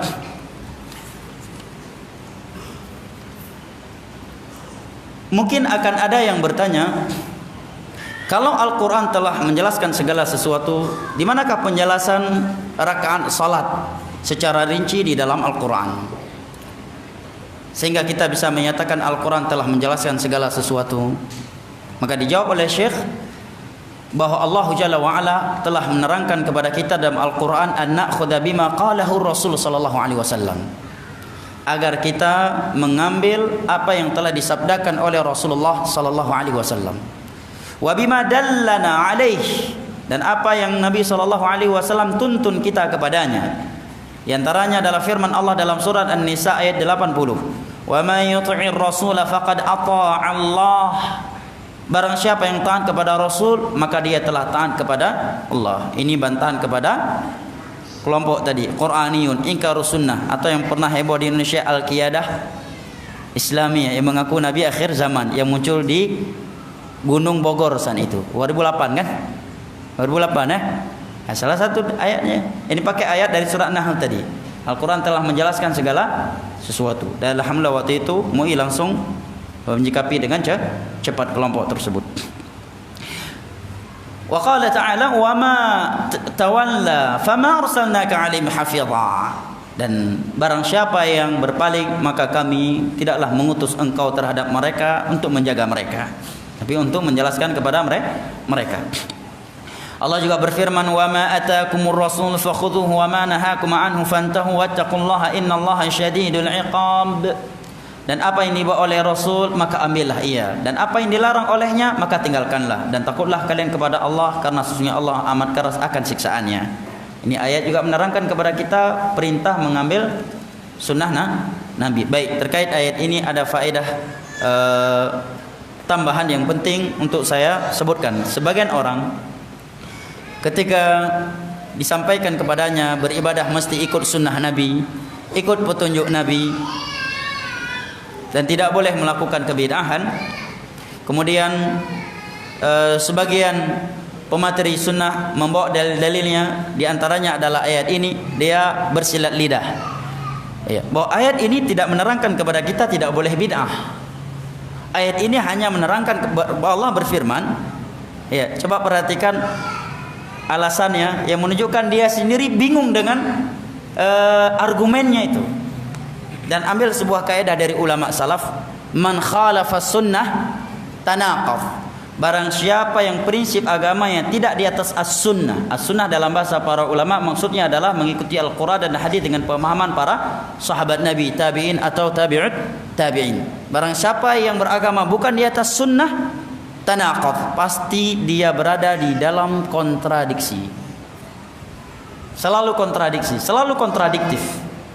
Dia menyatakan di sini kan Allah menyatakan apa yang dibawa oleh Rasul maka ambillah, dan apa yang dilarang olehnya maka tinggalkanlah. Allah tidak menyatakan apa yang tidak dibawa oleh Rasul maka jangan kalian lakukan. Ini kan bersilat lidah namanya. Paham alasannya? Kata dia, kata orang yang membela bid'ah, dan itu bukan syubhat baru. Allah tidak menyatakan dan apa yang tidak dibawa oleh Rasul maka jangan kamu lakukan. Andai kata Allah berkata demikian, maka bisa kita katakan setiap bid'ah sesat. Jadi enggak apa-apa, lakukan saja selama tidak ada larangan. Karena yang Allah perintahkan ambil apa yang dibawa oleh Rasul, bukan larangan melakukan sesuatu yang tidak dibawa oleh Rasul. Sekilas kalau kita enggak jeli dalam merenunginya, ilmiah juga ya. Ilmiah juga. Ilmiah kaleng-kaleng namanya. Orang jelas-jelas ayat berbunyi apa yang dibawa oleh Rasul ambillah. Baik. Kita baru berhenti di poin pertama dari dalam ayat ini, di alinea pertama. Apa yang dibawa oleh Rasul ambillah. Oke, kita kembali kepada zikir setelah salat 5 waktu. Ada enggak sesuatu yang Nabi bawa setelah salat 5 waktu? Ada kan? Astagfirullah 3 kali, Allah mantap salawami sampai selesai. Baik, ini yang dari Rasul. Kalau kamu ikut ayat ini berarti apa? Ambil ini. Nah sekarang kamu meninggalkan ini, kamu buat konteks zikir baru yang tidak ada dasar dari Nabi. Lantas kamu beralasan Allah tidak melarang kita untuk membuat sesuatu yang tidak dibawa oleh Rasul. Nyambung nggak? Nggak nyambung kan? Justru kamu menyelisih ayat ini karena Allah katakan apa yang dibawa oleh Rasul ambillah. Nabi sudah membawa petunjuknya terkait konteks zikir setelah salat 5 waktu. Ambil, jangan dibuang buat yang lain. Ya, Nabi sudah memberikan petunjuk dalam pengurusan jenazah, dalam melakukan umrah. Ya, tawaf ini bagaimana tata cara tawaf, apa saja konteks zikir dalam tawaf. Ya, setelah tawaf apa saja yang dilakukan ketika sa'i dan antara marwah, adakah konteks zikir khusus? Kalau andai kata ada, maka apa saja dan di mana diucapkan? Apa bentuk konteksnya? Fakhudhu, ambil. Ini kalau kita mengalah dan menerima kaidah tadi. Ini namanya mimbab at-tanazul. Mengalah menerima kaidah tadi. Kedua, kita katakan setelah itu Allah katakan wa ma nahakum anhu fantau. Apa yang dilarang oleh Rasul tinggalkan. Di antara yang Nabi larang adalah bid'ah. Hai apa kaui? Nabi SAW bersabda wa iyyakum wa muhdatsatil umur. Fa inna kulla muhdatsatin bid'ah wa kulla bid'atin dhalalah wa kulla dhalalatin finnar. Hadis riwayat Imam Ahmad, Ibnu Majah, Tirmizi dari Irbad bin Sariyah dengan sanad yang sahih. Dan di setiap awal khutbah Jumat dalam hadis riwayat Imam Muslim dari Jabir, Nabi selalu menyatakan fa in amma ba'du fa inna asdaqal hadits kalamullah wa khairal hadi hadi Muhammadin sallallahu alaihi wasallam wa syarrul umuri muhdatsatuha fa inna kulla muhdatsatin bid'ah wa kulla bid'atin dhalalah wa kulla dhalalatin finnar. Demikian juga ucapan para sahabat yang lainnya. Tentunya ini pembahasan umum, bukan vonis kepada individu pelakunya. Itu masalah lain ya. Karena ada orang ketika dibahas masalah bidah secara umum langsung baper dia. Mati mandum yang neraka, katakan yang neraka surga. Ana mohoi pelung. Iya. Berarti yang lain neraka semua. Cuma kalian masuk surga. Siapa yang berkata demikian? Kita bukan sedang membahas ormas ini neraka, ormas itu neraka, ormas itu neraka. Cuma ini yang syurga. Yang sedang kita bahas menerjemahkan hadis. Nabi yang berkata demikian, kita menyampaikan menerjemahkannya. Masalah individu manusia ini urusan lain antara dia dengan Allah. Adapun dihukumi terhadapnya maka butuh proses yang sangat panjang. Ya, ada pembahasan ilmiahnya. Kecuali setelah baca hadis ini kita nujuk batang hidung manusia fulan. Ini baru ekstrim. Kan kita cuma wa kullu bid'atin dhalalah, itu bahasa hadis. Kalau memang enggak boleh diterjemahkan setiap bidah yang sesat, tolong bantu saya terjemahkan hadis tersebut. Fa inna kulla bid'atin dhalalatun. Coba terjemahkan dengan terjemahan yang hikmah dan memersatukan umat. Bisa. Wa kullu bid'atin dhalalah. Setiap bid'ah ada yang hasanah, ada yang sesat. Enggak bisa. Ya kan? Wa kul ini adalah siyaghul umum yang paling kuat sudah. Konteks umum yang paling kuat dalam ilmu sastra Arab. Kul ajma'. Jami'. Kul adalah yang paling kuatnya. Dari konteks yang menunjukkan keumuman dan kecangkupan. Baik, kemudian kata Syekh, ini syahid bahwa Al-Quran juga memerintahkan kita mengikuti sunnah Nabi SAW. Allah juga berfirman dalam surat An-Nisa ayat 113, wa anzalallahu 'alaikal kitaba wal hikmata wa 'allamaka ma lam takun ta'lam wa kana fadlullahi 'alaika 'azima. Dan sungguh Allah telah menurunkan kepadamu kitab, telah menurunkan kepadamu al-hikmah, yaitu wahyu yang Allah turunkan kepada beliau selain Al-Quran yang disebut dengan hadis. Wa ma yantiqu 'anil hawa in huwa illa wahyu yuha. Tidaklah Muhammad berbicara dengan hawa nafsu, melainkan dengan wahyu yang diwahyukan kepadanya. Wa 'allamaka ma lam takun ta'lam, dan Allah memberikan kepadamu ilmu sesuatu yang kamu sebelumnya tidak mengetahuinya. Wa kana fadlullahi 'alaika 'azima, dan adalah fadlullah, keutamaan Allah amat besar kepadamu.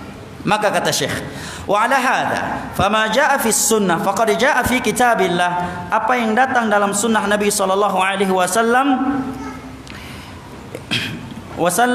maka telah datang dalam Al-Quran. Artinya sesuatu yang disebut dalam sunnah maka dia telah disebut secara tersirat dalam Al-Quran atau secara tersurat. Karena ada pembahasan dalam Al-Quran, ada penyebutannya, dalam hadis juga ada penyebutannya. Dan andai kata ada sesuatu yang disebut dalam hadis dan tidak disebut di dalam Al-Quran secara tersurat, maka kita katakan sungguh telah disebut secara tersirat. Jelas ya? Tapi kemudian kata beliau, ayyuhal ikhwah, wahai saudara-saudaraku, idza taqarrara dzalika 'indakum fa hal an-nabi sallallahu alaihi wasallam tuwfiya wa qad baqiya syai'un min ad-din al-muqarrib ila Allah ta'ala lam yubayyinhu. Setelah Syekh menerangkan kepada kita tadi ayat, hadis, kaidah bahwa agama telah sempurna, maka beliau lemparkan sebuah pertanyaan.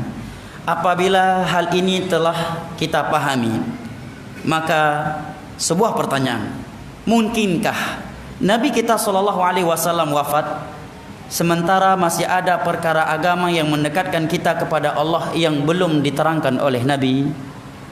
Ini namanya pertanyaan yang jawabannya sudah jelas.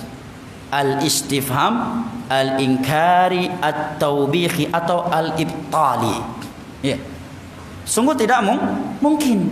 Fa Nabi sallallahu alaihi wasallam bayyana kullad-din, karena Nabi telah menjelaskan agama ini secara keseluruhan, imma biqaulihi wa imma bi fi'lihi wa imma bi iqrarihi, baik dengan ucapan beliau, perbuatan beliau atau ikrar beliau. Maka dari sini kita katakan sungguh tiada dalil untuk membolehkan bid'ah dengan alasan selama hasanah dengan perbuatan seorang sahabat Nabi. Setiap salatnya dia akhiri bacaannya dengan surat Qul huwallahu ahad. Ya. Nah ini sahabat ini melakukan sebelum Nabi memberi petunjuk kepadanya, atau beralasan bahwa Bilal melakukan salat 2 rakaat setiap selesai wudu. Sehingga Nabi bertanya, apa amalan yang kamu lakukan sehingga aku mendengar suara telapak kakimu dalam syurga? Maka Bilal pun menjawab dengan jawaban tersebut. Kita katakan andai kata iya, maka kita katakan tiada dalil untuk melakukan bid'ah setelah masa Nabi. Kenapa? Karena perbuatan mereka tersebut telah diikrar oleh Nabi. Dan sesuatu yang diikrar oleh Nabi itulah yang disebut dengan hadis. Karena definisi hadis adalah ma'udhifa ila Nabi sallallahu alaihi wasallam min qaulin aw fi'lin aw taqririn aw sifatin khuluqiyatin aw khalqiyah. Sesuatu yang dinisbatkan kepada Nabi, baik ucapan, perbuatan atau ikrar beliau, atau sifat tubuh atau akhlak beliau, itulah namanya hadis.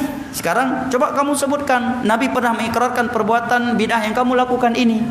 Kita balik tanya, jelas ya?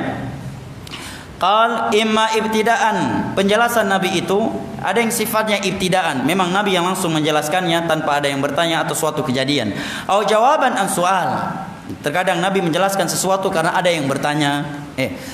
Seperti sahabat tadi yang bertanya bagaimana salat yang sesungguhnya, apakah haji setiap tahun ya, atau dalam hal yang lainnya. Wa ahyanan yab'atsullahu a'rabiyan min aqsal badiyah. Terkadang Nabi menjelaskan sesuatu karena ada Arab Badui yang datang dari daerah yang jauh untuk bertanya masalah agama kepada Nabi SAW, hal-hal yang para sahabat terkadang tidak berani menanyakannya kepada Nabi. Mereka yang sudah akrab enggak berani bertanya hal tersebut kepada Nabi. Datang Arab Badui menanyakannya. Walihadza kanu yafrahuna an ya'ti a'rabiyyun yas'alu Nabi sallallahu alaihi wasallam an ba'dhil masail. Oleh karena itu para sahabat itu senang kalau ada Arab Badui datang bertanya kepada Nabi tentang beberapa masalah agama. Karena Badui. Sebagai contoh,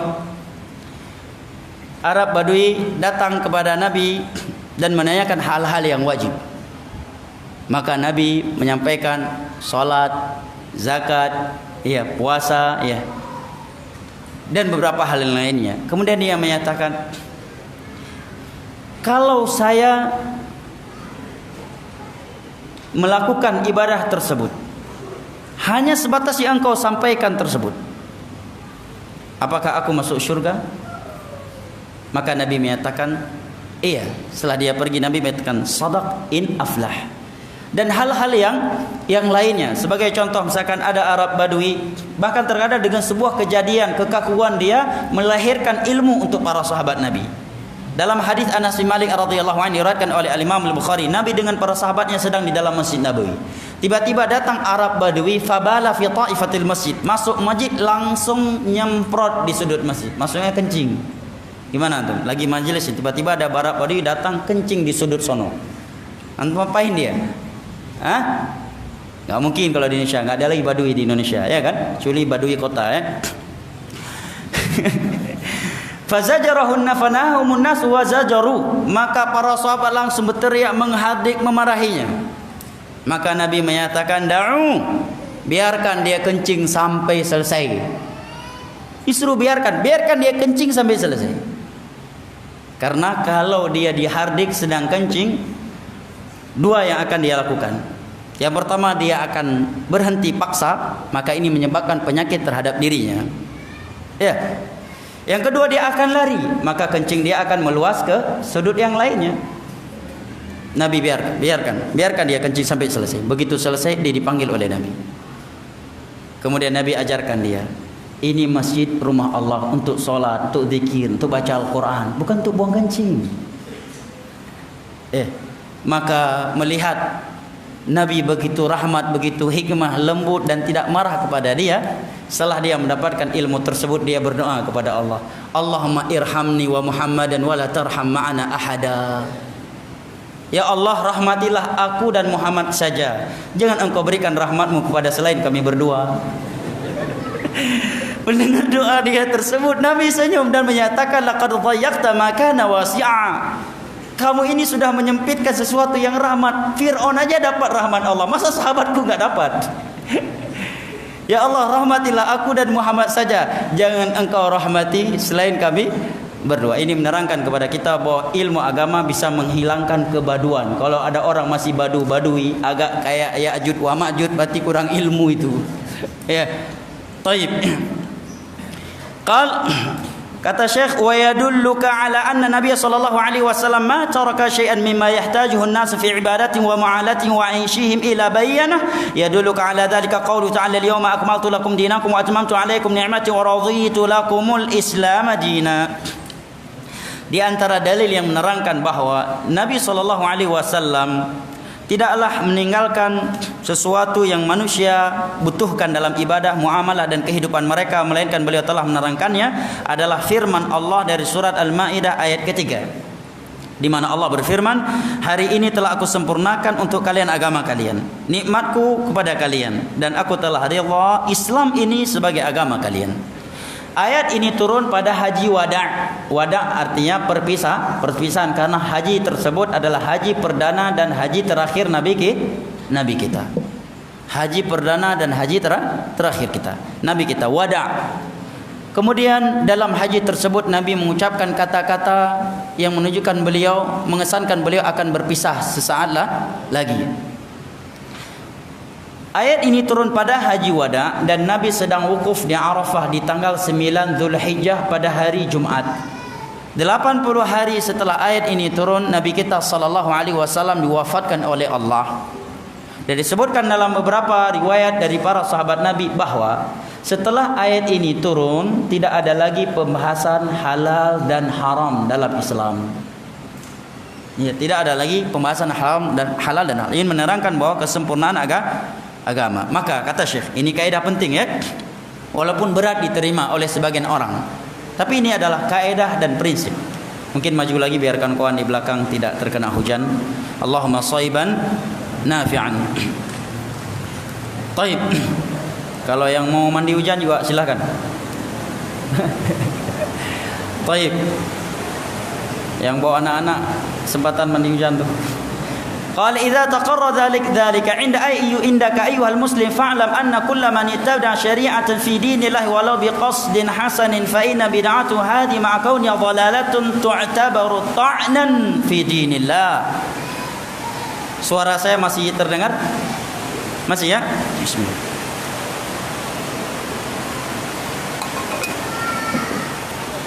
Baik.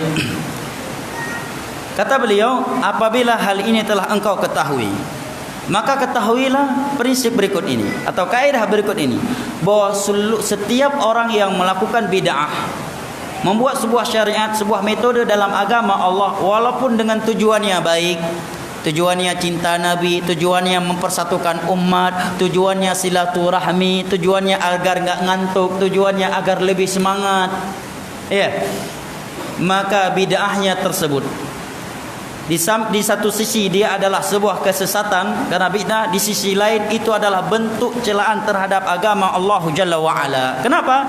Karena perbuatan dia tersebut adalah bentuk pendustaan terhadap firman Allah, al-yauma akmaltu lakum dinakum, hari ini telah aku sempurnakan agama kalian.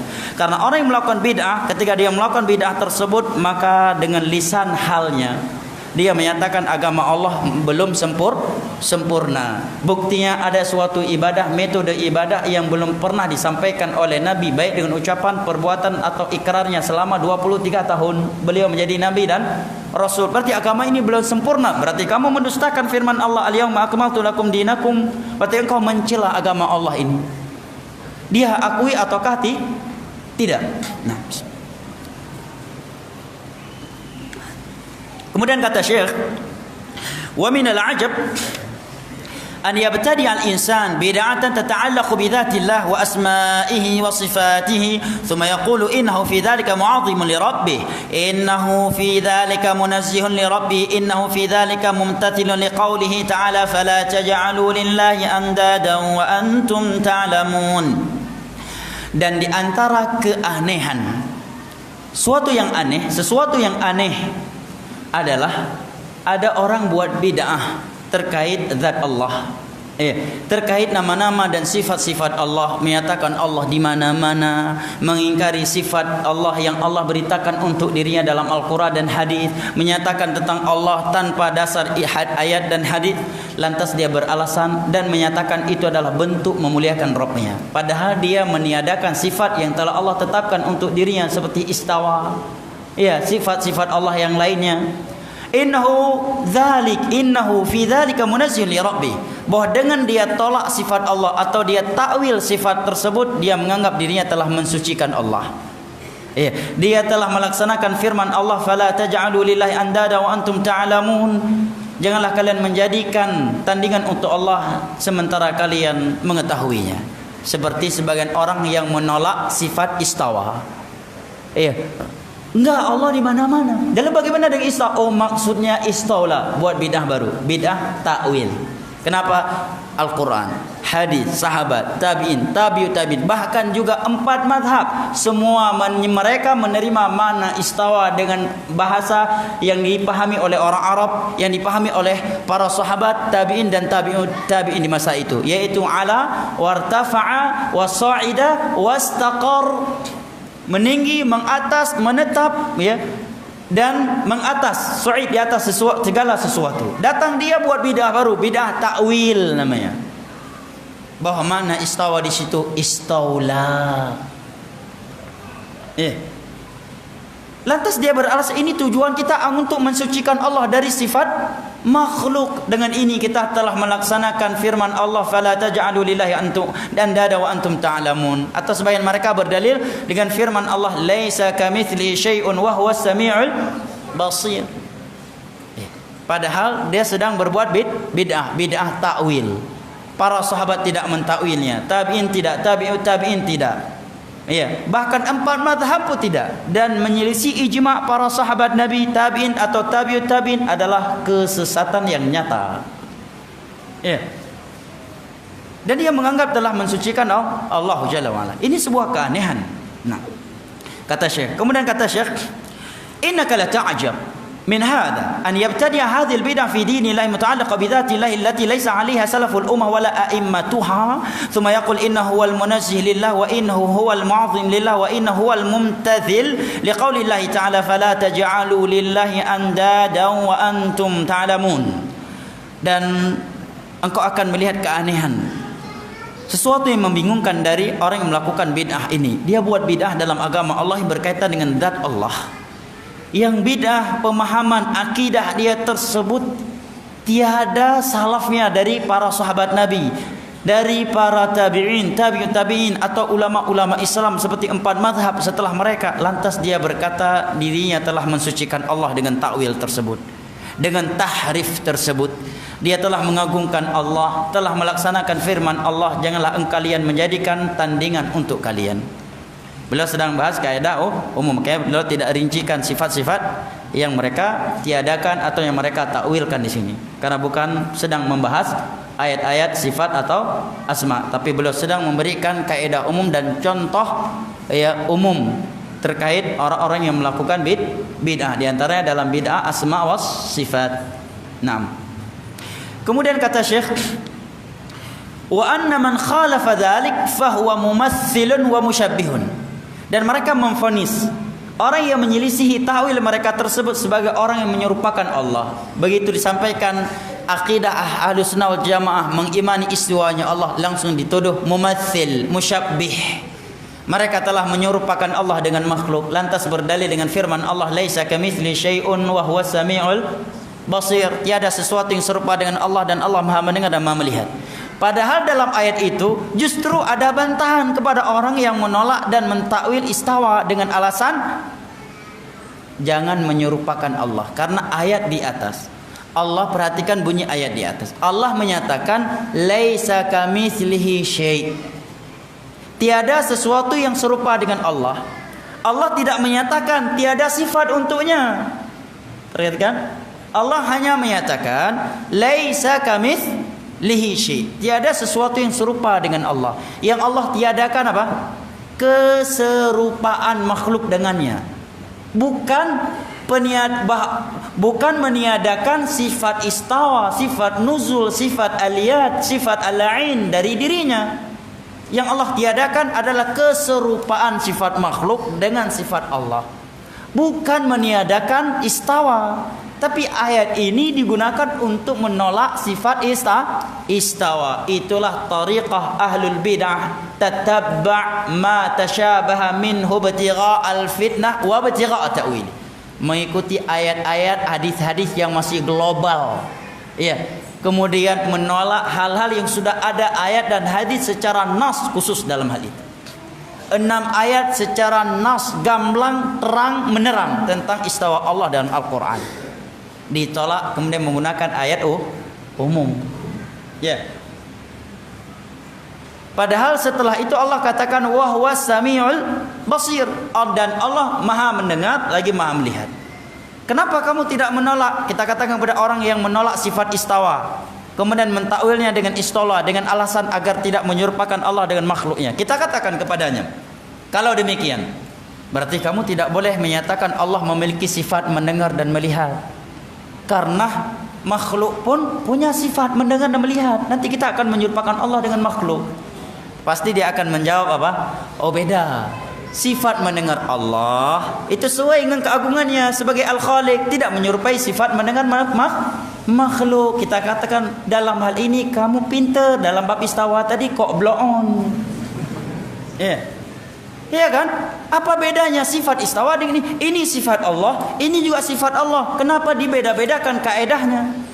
Kalau dalam sifat mendengar dan melihat Allah kita katakan Allah bersifat dengannya sesuai dengan keagungannya sebagai Al-Khaliq, tidak menyerupai sifat mendengar dan melihatnya makhluk, maka demikian pula pada sifat-sifat Allah yang lainnya. Istawa Allah sesuai dengan keagungannya Allah sebagai Al-Khaliq, yang tidak boleh diperbagaimanakan dengan rasio kita, yang tidak boleh diserupakan dengan sifat makhluk, tidak boleh ditakwil dan tidak boleh ta'til, ditolak. Selesai, aman. Andai kata kita bertemu dengan Allah, Allah bertanya, kenapa engkau menerangkan kepada manusia bahwa aku memiliki istawa, sifat istawa? Ya Allah, engkau yang berfirman di dalam 6 ayat dalam Al-Quran, nabimu yang menyampaikannya, para sahabatmu, para tabi'in, tabi'ut tabi'in, dan engkau telah memerintahkan kami untuk mengikuti para sahabatmu para sahabat nabimu dalam mengikuti Al-Quran dan hadis. Selesai. Kalau ditanya kenapa kamu memahami ayat istawa dengan istaula, apa yang akan dia jawab? Syair saboh dari Bishr Marisi. Bishr Marisi ulama sesat, asal usul syair tersebut dari Yahudi yang memanakan istawa dan istaula. Dan di dalam bahasa Arab, orang Arab di generasi awal tidak pernah memahami kalimat istawa dengan mana istaula. Dan tidaklah ada yang memanakan istawa dengan mana istaula kecuali setelah 3 abad Hijriah. Baik, kata Syekh, maka sungguh aneh dari orang seperti itu. Dia melakukan bid'ah dalam bab asma wa sifat, kemudian justru menganggap dirinya sedang memuliakan Allah, mensucikan Allah. dan memvonis orang yang menyelisih bid'ah dia tersebut, bid'ah takwil yang dimaksud di sini, atau bid'ah tahrif atau bid'ah tamtsil, justru menuduh mereka kalau dalam bab takwil ya tahrif dengan menyerupakan Allah dengan sifat makhluk. Makanya dengan mudah dia menuduh orang yang menerangkan sifat-sifat Allah yang Allah sifatkan dirinya dengannya dalam Al-Quran seperti istawa, sifat tangan dan yang lain-lainnya. Mereka orang-orang yang sesat karena menyerupakan Allah dengan makhluk. Nanti ditambah lagi dikit dengan bumbu-bumbu lain yang tidak diucapkan oleh dai tersebut. Itu hal yang biasa dari sebagian orang yang seperti itu. Kemudian kata Syekh, "Taib,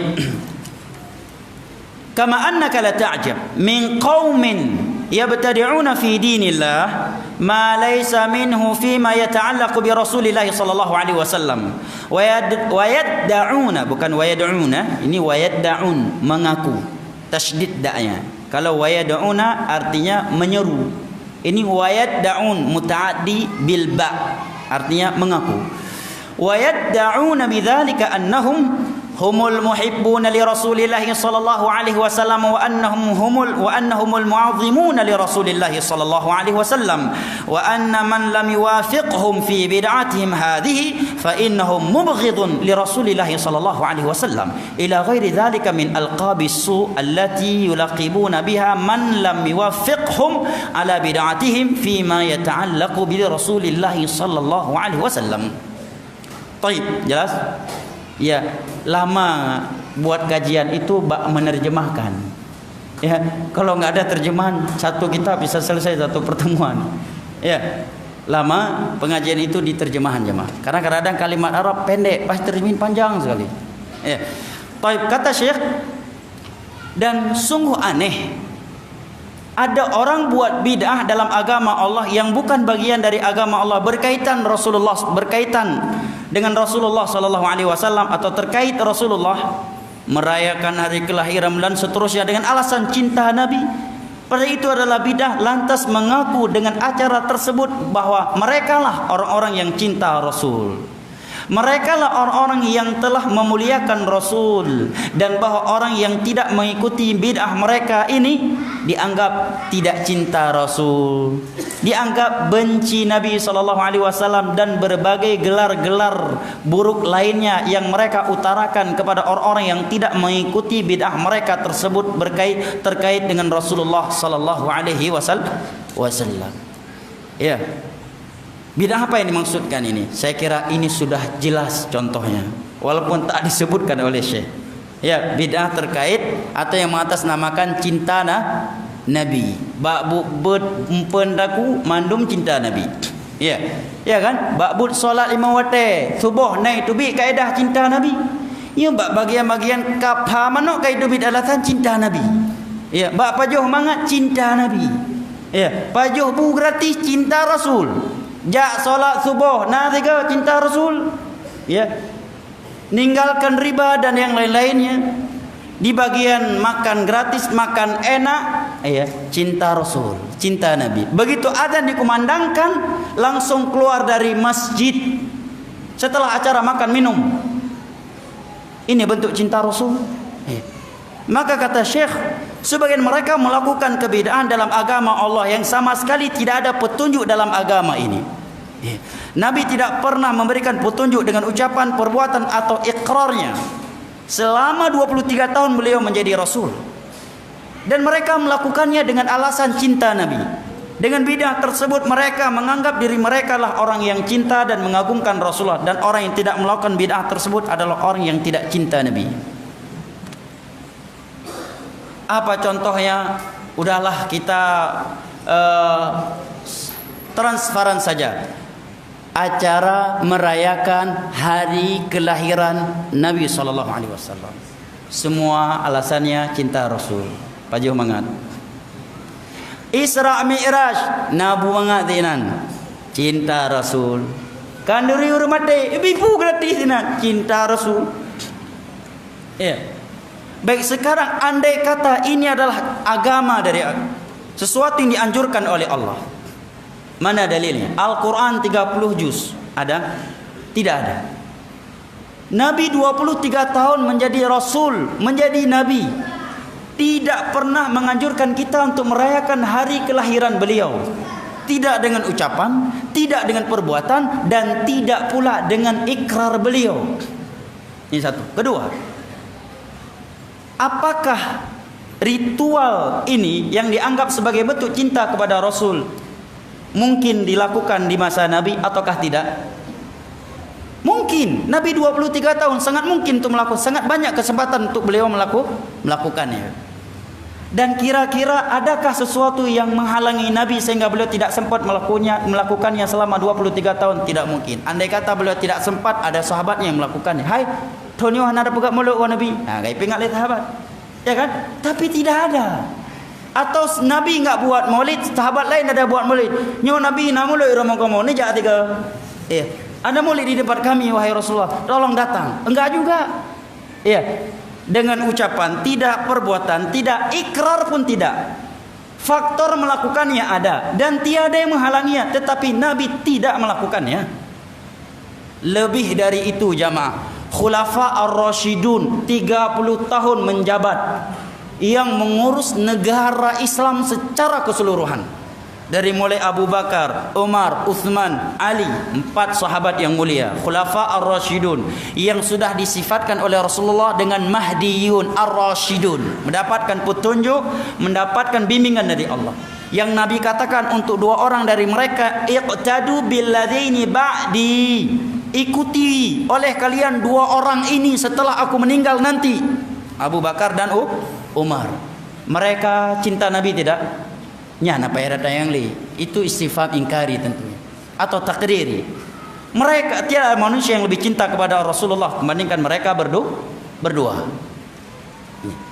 Luar biasa cinta Nabi mereka, luar biasa cinta Rasul. Faktor untuk melakukannya di masa mereka ada. Penghalangnya tidak ada. Sekian tahun masa mereka enggak sempat? Kalau mereka akan sempat, ada sahabat lain yang melakukannya. Jauhnya naik ceramah matang atau gaya baju matang kan tempat. Tapi tidak juga. Masa Uthman menjabat tidak ada juga. Ali juga tidak ada. Bahkan 4 imam mazhab pun tidak. Dalam seluruh kitab Syafi'i silahkan Al-Umarisal 4 mazhab pun jangankan merayakannya, membahasnya pun tidak ada. Karena tidak ada pembahasan itu di masa itu. Mulai di abad keempat datang Syiah dari Banu Ubaid, Fatimiyun yang berkuasa di Mesir saat itu, mulai merayakannya untuk menandingi orang-orang Nasrani yang merayakan hari kelahiran Nabi Isa. Nasrani aja merayakan hari kelahiran Nabi Isa, masa kita tidak? Padahal perayaan terhadap hari kelahiran Nabi Isa itu juga adalah bid'ah yang dibuat oleh Nasara dalam agama Nabi Isa. Jadi asal usul bid'ah ini salah satunya adalah mengikuti kaum Nasara, karena Nasara adalah pelopor bid'ah pertama. Allah katakan dalam surat Al-Hadid, wa rahbaniyatan ibtada'uha ma katabnaha alaihim. Setelah itu apa? Ibtigha mana ayat berikutnya? Wa rahbaniyatan ibtada'aha ma katabna alaihim ibtigha mardhatillah. Mereka ulama ahli ibadah Nasara suka membuat bid'ah-bid'ah, ibadah-ibadah bid'ah yang kami tidak tetapkan dalam agama mereka. Alasannya ibtigha mardhatillah, mencari ridha Allah. Itu bukan alasan baru, itu alasan lama. Lagu lama, bukan lagu baru, udah mati kasetnya. Maka kata Syekh, sebagian mereka beralasan aneh, padahal bid'ah itu sendiri adalah bentuk celaan terhadap Rasulullah. Secara tidak langsung dia ingin menuduh Nabi belum menyampaikan sesuatu yang baik. Maka ada cerita seorang datang kepada Syekh, seorang Syekh, jika saya enggak keliru, enggak salah ingat, Syekh Shalih Al-Fauzan, masalah ini juga. Maka Syekh menanyakan, menurut kamu perayaan ini baik tidak? Dia bilang baik. Kalau ini baik, kira-kira Rasulullah SAW mengetahuinya tidak? Mulai dia agak mikir, ya kan? Kalau dia katakan tidak tahu, berarti dia lebih berilmu daripada Nabi, bisa murtad. Dalam masalah agama ada yang lebih berilmu dari Nabi. Kalau dia katakan Nabi tahu, Nabi ajarkan tidak. Kalau Nabi tahu tidak diajarkan, berarti Nabi khianat. Mundur kena, maju pun kena. Iya. Makanya kata Imam Malik setelah membawakan ayat di atas tadi, al-yawma akmaltu lakum dinakum wa atmamtu alaikum ni'mati, kata beliau, man ibtada'a fi dinillah faqad za'ama anna Muhammadan khana risalah. Barang siapa yang melakukan bid'ah dalam Islam, dia telah menuduh Nabi Muhammad berkhianat menyampaikan agama. Dia sadari ataukah tidak? Dia akui ataukah tidak? Tetap dia telah menuduh Rasulullah berkhianat dalam menyampaikan agamanya, walaupun dia tidak mengakuinya, walaupun dia justru beralasan saya cinta Nabi melakukannya. Tidak, secara penilaian agama kamu benci Nabi, kamu menuduh Nabi dengan perbuatan kamu itu. Makanya sahabat tadi yang ingin melakukan ibadah yang melampaui batas, yang tidak ada petunjuk dari Nabi, apa kata Nabi? Faman raghiba an sunnati falaysa minni. Barang siapa yang membenci sunnahku, dia bukan dari umatku. Maka bidah adalah bentuk kebencian terhadap sunnah Nabi SAW.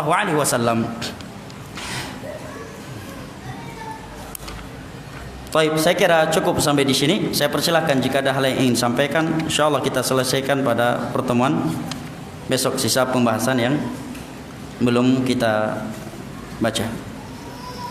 Nah, saya mohon maaf dengan tulisan ya, agar majelis kita lebih rapi, sebagaimana yang saya lihat di majelis Saudi Arabia rata-rata dengan tulisan, untuk menutup pintu-pintu hal yang menyelisih adab-adab ilmu ya.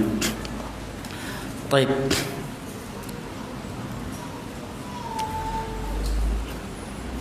Assalamualaikum Ustaz. Waalaikumsalam warahmatullahi wabarakatuh. Ustaz, bagaimana cara menjelaskan dengan pemahaman yang baik kepada anak-anak umur sampai 4 tahun non-muslim bahwa agama kita dan dia berbeda?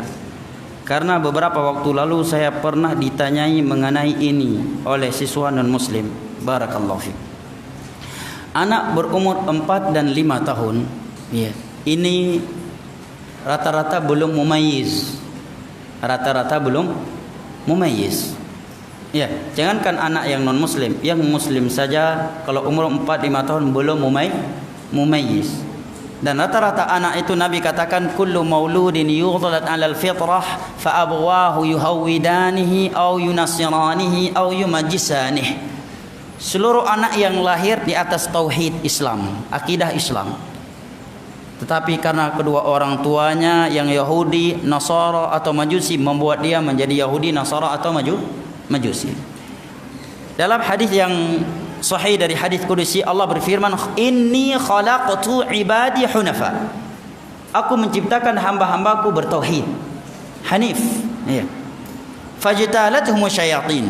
Kemudian syaitan menyesatkan mereka. Maka tiada cara yang lebih baik untuk menjelaskan keindahan Islam kepada anak yang berumur seperti ini kecuali dengan akhlak. Dengan akhlak, action, tingkah laku seorang guru sehari-hari di depan anak tersebut. Menampakkan rahmat kepada seorang murid, peduli kepada seorang murid, setia, menepati janji dan seterusnya. Dan kalau dia sudah mumayyiz, maka terangkan keindahan-keindahan Islam secara umum yang nampak, keindahan zakat, keindahan haji, keindahan salat, ya, keindahan silaturahim, ya, persaudaraan di dalam Islam, bahwa darah orang kafir dalam Islam, ya, 3 model kafir dijaga, hanya beberapa kafir saja yang boleh, itu pun dengan syarat-syarat sangat ketat. Tapi untuk umur yang seperti ini, mereka lebih pengaruh kepada action seorang guru daripada argumen yang dia jelaskan. Wallahu a'lam bishawab. Kemudian cara yang lain adalah doa jemaah. Ya. Dalam sebuah hadis yang sahih, ada ghulamun Yahudi, anak kecil Yahudi sakit. Dijenguk oleh Nabi. Nabi katakan, ucapkan la ilaha illallah. Dia pun melihat ke ayahnya, tidak berani ucap karena ada ayahnya di samping. Maka ayahnya berkata, ati' Abul Qasim. Wahai anakku, ikuti saja Abul Qasim. Karena Yahudi mereka tahu kebenaran dakwah Nabi, tetapi hasadan min indi anfusihim, kata Allah. Karena hasad sama orang Arab, enggak mau ikut, pedang gengsi. Ya. Dia pun mengucapkannya, akhirnya dia mati. Setelah dia mati, Nabi katakan, alhamdulillahilladzi anqadhahu minan nar. Segala puji bagi Allah yang telah menyelamatkan ia dari api neraka. Ini anak kecil gulam. Gulam dalam penyebutan bahasa Arab umurnya belum balik, tapi sudah mumayyiz. Kalau belum mumayyiz disebut dengan sobi. Ya, sudah mumayyiz dia bisa diajak. Tapi kalau belum mumayyiz sulit. Ya, maka cara yang paling tepat mendoakannya, tingkah laku kita di hadapannya, atau menjelaskan sesuatu yang anak kecil bisa memahaminya secara gamblang. Ya, keindahan salat, keindahan zakat, penjagaan wanita terhadap kehormatan dirinya agar dia tidak diganggu oleh laki-laki, dan seterusnya. Menerangkan bahwa rumah yang besar saja tidak mungkin rapi dan bersih kalau enggak ada yang mengaturnya. Begitu pula dengan alam semesta ini, enggak mungkin ada langit, ada bumi, tiada yang mengaturnya, dan seterusnya. Dan andai kata Allah yang mengatur alam semesta ini lebih dari satu, pasti ini alam semesta akan hancur. Mereka akan saling bertengkar, merebut kekuasaan, seperti yang Allah terangkan dalam surat Al-Isra. Nah, bismillah. Ustaz, ada teman ana, dia alumni dari suatu ormas. Di sini disebutkan yang ormas ini identik dengan paham takfiri dan baiat yang eksklusif. Dia mengatakan jika tidak membaiat imam, maka jika mati seperti mati jahiliyah, bagaimana menyikapinya Ustaz? Barakallahu fiik. Hadisnya benar, pemahamannya yang keliru. Nabi menyatakan man mata wa laysa fi 'unuqihi bai'ah mata mitatan jahiliyah. Barang siapa yang mati dan di lehernya tidak ada baiat. Dalam riwayat yang lain, man ra'a min amirihi syai'an yakruf falyasbir. Barang siapa yang melihat kemungkaran dari pemimpinnya, maka hendaknya dia sabar, jangan memberontak. Fa innahu man kharaja shibran famata mitatan jahiliyah. Karena kalau dia memberontak sejengkal dari sikap dia memberontak, keluar tidak mau tahan lagi, baru sejengkal melangkah, mati dengan bangkai jahiliyah. Ini maksudnya seluruh penjelasan para ulama, para sahabat, para tabi'in, tabi'ut tabi'in, dan ulama Islam yang datang setelah itu adalah penguasa yang sah. Ya, bukan kepada ketua ormas. Kita di Indonesia penguasa yang sah adalah Bapak Presiden, Bapak Jokowi dan jajarannya. Baik sebagian orang mencintainya ataukah tidak, itulah presiden kita yang sah secara negara. Ya, baik dia mengambilnya dengan cara yang syar'i ataukah dengan cara yang tidak syar'i. Apa buktinya? Apa dalilnya? Hadis Nabi. Wa in wa alaikum bisam'i wat ta'ah wa in ta'ammara alaikum 'abdun Habasyi, tetap taat dan mendengar kepada penguasamu sekalipun dia adalah budak sahaya dari Ethiopia yang kepalanya seperti buah kismis. Secara syar'i enggak syar'i, enggak boleh budak jadi pemimpin. Secara syar'i harus Arab merdeka suku Quraisy. Tapi andai kata ada yang berkuasa dan dia sudah sah, dan dia tidak syar'i, bukan Arab, bukan merdeka, bukan suku Quraisy, tapi sudah menjabat sebagai penguasa, taati dan dengarlah dia. Nah, sedangkan ormas yang ditanyakan dalam pertanyaan ini, mereka membawa hadis-hadis baiat Nabi kepada panglimanya, kepada imamnya. Ya. Dengan bahasa lain, ada negara di bawah tanah. Kalau dakwah salaf tidak, siapa pemimpin dakwah salaf? Pemimpin salafin di Indonesia? Jawaban kita Bapak Presiden dan jajarannya. Inilah pemimpin kita. Iya. Apa pegangan kita dalam beragama? Al-Quran was sunnah di atas pemahaman para sahabat Nabi. Tiada pemimpin kita kecuali presiden dan jajarannya. Walaupun ada pimpinan sehari-hari, itu pimpinan dalam gotong royong saja.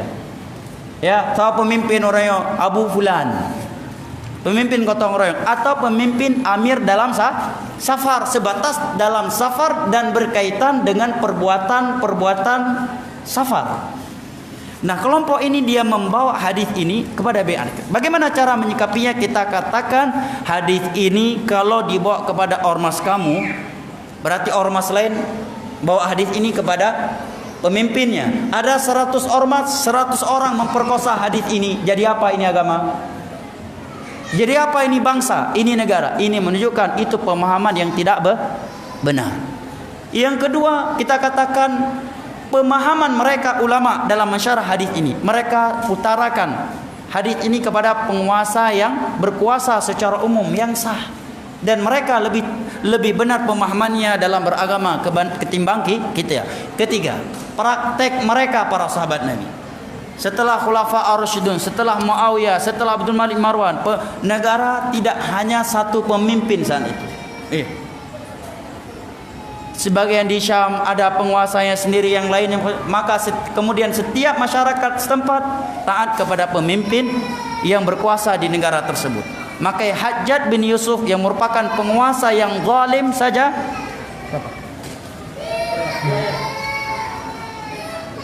mana tu? Baik. Sebentar ya.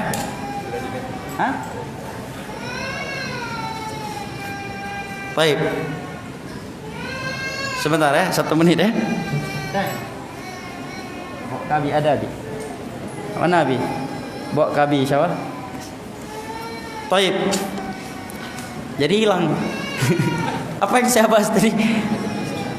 Baik, sebelumnya saya menyampaikan bahwa Nabi pernah sedang khutbah Jumat, datang atau sedang khutib di atas mimbar, kemudian datang Hasan dan Husain, cucunya. Kemudian Nabi turun dari mimbarnya, berhenti khutbah, mengambil Hasan dan Husain, kemudian membawakan firman Allah, wa'lamu annama amwalukum auladukum fitnah. Ketahuilah harta dan anak kalian fitnah. Dari sikap Nabi tersebut menerangkan kepada kita bahwa fitnah anak dirangkul, bukan untuk jadi kalau memang antum sebagai pemateri atau sedang, boleh Nabi khutbah Jumat turun dari khutbah, ambil Hasan Husain. Malamlah ada mertua yang ambil. Baik ya, kita katakan praktek para sahabat di masa itu, bukan kepada ketua ormas mereka atau masyarakat yang ada. Yaman ada penguasa tadi, enggak, bahkan Hajjaj bin Yusuf penguasa yang zalim mereka taati. Abdullah bin Umar salat di belakang Hajjaj bin Yusuf demi menjaga persatuan. Sekarang kalau dibawa kepada imam dia, ya ormas lain punya imam sendiri, ormas lain punya ada 100 ormas 100 imam. Jadi mana yang dibaiat ini? Semua membawa hadis ini, yang mati enggak baiat imam mati jahiliyah. Baik, anda berarti menganggap orang yang enggak baiat imam ormas anda mati jahiliyah. Ormas kedua membawa hadis itu, dia menganggap anda mati di atas jahiliyah juga karena enggak ikut baiat imam dia. Kan kacau jadinya. Bahkan kalau kita terapkan hadis Nabi, justru yang memaksa hadis ini yang kena hadis itu. Nabi menyatakan apabila sudah ada imam yang sah satu orang, kemudian datang di baiat imam baru di atas imam ini, yang kedua ini fatribu unuqah, penggal lehernya.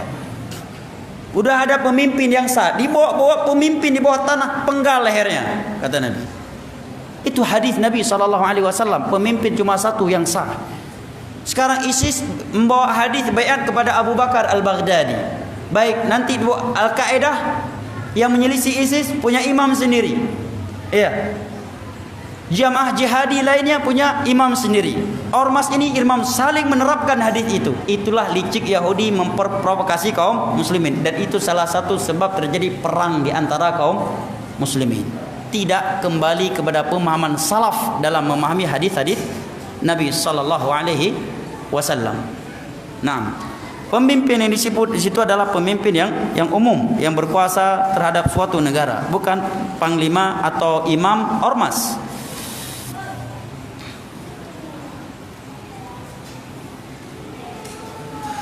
Assalamualaikum Ustaz, ana pernah dengar salah seorang ustaz yang populer bahwa salah satu tabi'ut tabi'in adalah Imam Atha, menyatakan bahwa maulid dan tahlilan ada pada Rasulullah. Mohon penjelasannya. Penjelasannya kepada orang tersebut. Mana dalil, mana riwayatnya? Dalam kitab apa? Ya kan? Harus ada jawabannya.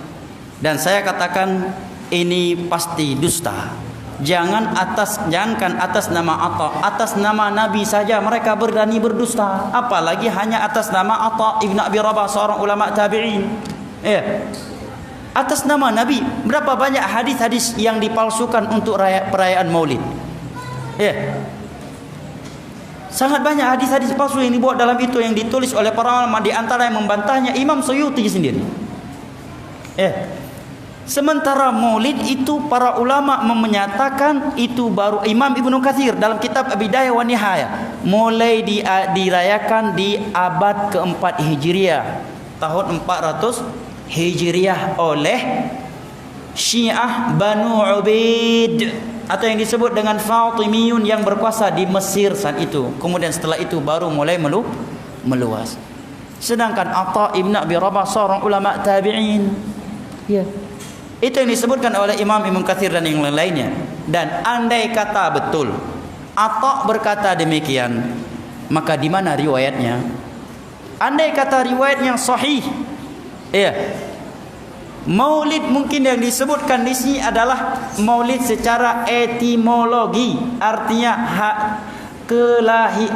waktu atau tempat kelahiran. Maulidur Rasul itu artinya dua. Maulid adalah isim zaman atau ismul makan, tempat kelahiran Nabi atau artinya hari kelahiran Nabi. Ini namanya bersilat lidah yang kita bahas hukum merayakan kelahiran Nabi dengan anggapan itu adalah ibadah. Kalau hari kelahiran Nabi nggak mungkin bisa diingkari. Kalau nggak ada hari kelahiran ya nggak ada Nabi. Jelas ya? Yeah. Yang kita bahas hari pelayaannya dan menganggap itu salah satu syiar Islam. Baik.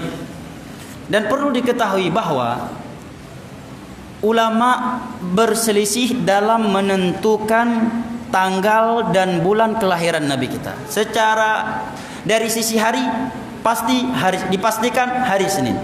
Kenapa bisa dipastikan? Karena hadis Nabi. Ketika beliau ditanyakan kenapa berpuasa di hari Senin, beliau menjawab ini hari aku dilahirkan. Hadis dalam Sahih Bukhari atau Muslim. Ya. Tahun juga para ulama pastikan, yaitu tahun gajah. Di saat Abraham membawa pasukan gajahnya untuk menghancurkan Ka'bah yang Allah gagalkan. Adapun secara waktu, tanggal dan bulan, para ulama sejarah tidak sepakat satu kata. Ada yang menyebut bulan Rabiul Awal, ada yang menyebut Rabiul Tsani, ada yang menyebutkan Ramadan, ada yang menyebutkan bulan Syawal. Miamunan tapagak titun penuh laju ngamar pak mandung. Ya. Berarti buat setahun biar pasti dapat. Atau biar pasti lagi setiap hari lagi semakin mantap lagi perbaikan gizi, cinta Nabi. Ya. Di situ kata para ulama, kalau seorang mau merenungi, di situ sebenarnya ada jawaban terkait Maulid. Andai kata tanggal dan bulan kelahiran Nabi itu ada kaitannya dengan ibadah di dalam Islam, tidak akan mungkin Allah gelapkan, Allah samarkan, tidak Allah pastikan tanggal dan bulan kelahiran Nabi. Tatkala tidak ada riwayat yang sahih dan ulama sejarah khilaf tentang tanggal dan bulan kelahiran Nabi, ini menerangkan kepada kita bahwa bulan dan tanggal kelahiran Nabi kita tidak ada kaitannya dengan suatu ibadah yang dikhususkan karena kelahiran beliau. Jelas ya Mbak ya? Tapi wallahu a'lam bishawab.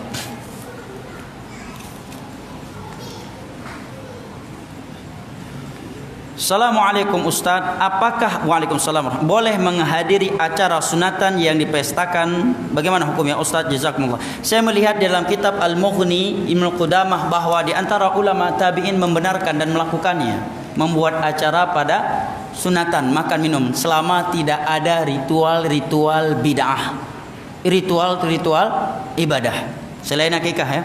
Sunat dia bawa makan minum. Ya. Tidak mengapa insyaallah. Ya. Dan hal ini hal yang masyhur di kalangan tabi'in, karena itu sesuatu yang adat dan bukan suatu ibadah. Namun kalau dia meninggalkannya itu lebih baik, karena di beberapa tempat sebagian ikhwan ada yang ribut sampai sudah membawa hal ini kepada manhaj. Ya. Tidak benar jamaah. Sebagian ulama ada yang melakukannya, tapi jangan sampai dia menganggap bahwa ada anjuran buat kanduri ketika sunat. Tapi kalau dia lihat ini kebiasaan suatu tempat, kalau sunat buat makan biar anaknya terhibur sedikit dan seterusnya, maka wallahu a'lam bishawab ya.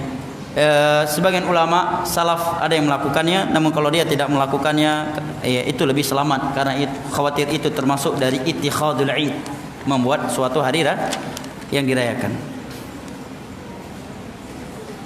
dan menghadirinya selama tidak ada unsur-unsur kemungkaran lainnya, insyaallah taala tidak mengapa, karena itu masuk dalam keumuman undangan menghadiri undangan seorang muslim. Apa hukumnya solat di kantor tempat bekerja? Ada beberapa kuburan di awal kantor tersebut. Ini kalau kita lihat satu pertanyaan ini ada dua pertanyaan di dalamnya, ya kan? Pertanyaan yang pertama, hukum salat di masjid kantor. Yang kedua, hukum salat yang ada kuburannya. Cuma penyebutan kuburan di sini tidak rinci. Apakah dalam masjid, di depan kiblat, kanan, kiri, tetapi akan kita rinci pada jawaban berikut ini. Terkait hukum salat di dalam masjid kantor. Apabila di samping kantor, dekat dari kantor ada masjid umum di mana kaum muslimin dari berbagai elemen, dari berbagai kalangan solat di situ, maka kewajiban mereka adalah solat ke masjid tersebut. Karena itulah yang dimaksud oleh sabda Nabi, barang siapa yang mendengar panggilan adzan hendaknya dia memenuhinya. Demikian ditegaskan oleh Imam Asy-Shinqiti, ya, dan ulama lainnya. Yang kedua, andai kata setiap orang yang punya kantor solat berjamaah di kantornya masing-masing, maka hilanglah syiar dan hikmah disyariatkan solat berjamaah. Sekarang coba perhatikan jemaah. Bengkel ini sholat jamaah di bengkelnya sendiri. Bengkel di sampingnya sholat jamaah di musola bengkelnya. Kantor di sampingnya sholat. Jadi di mana kaum muslimin bertemu? Ya kan? Ini salah satu pelanggaran dari praktek tersebut kata para ulama. Ya. Sekarang ada 5 kantor di situ. Setiap kantornya sholat jamaah masing-masing di kantornya. Kapan kaum muslimin bertemu? Sedangkan Allah mensyariatkan solat berjamaah agar orang yang tak kenal menjadi kenal dengan orang yang belum dia kenal. Si miskin bertemu dengan si kaya, si ganteng bertemu dengan saling bahu membahu. Kaum muslimin yang tadinya mereka tidak saling kenal menjadi saling kenal. Dan akan menghilangkan syiar daripada jamaah kaum muslimin. Maka tidak boleh yang seperti ini, termasuk hal yang diingkari oleh ulama masa kini.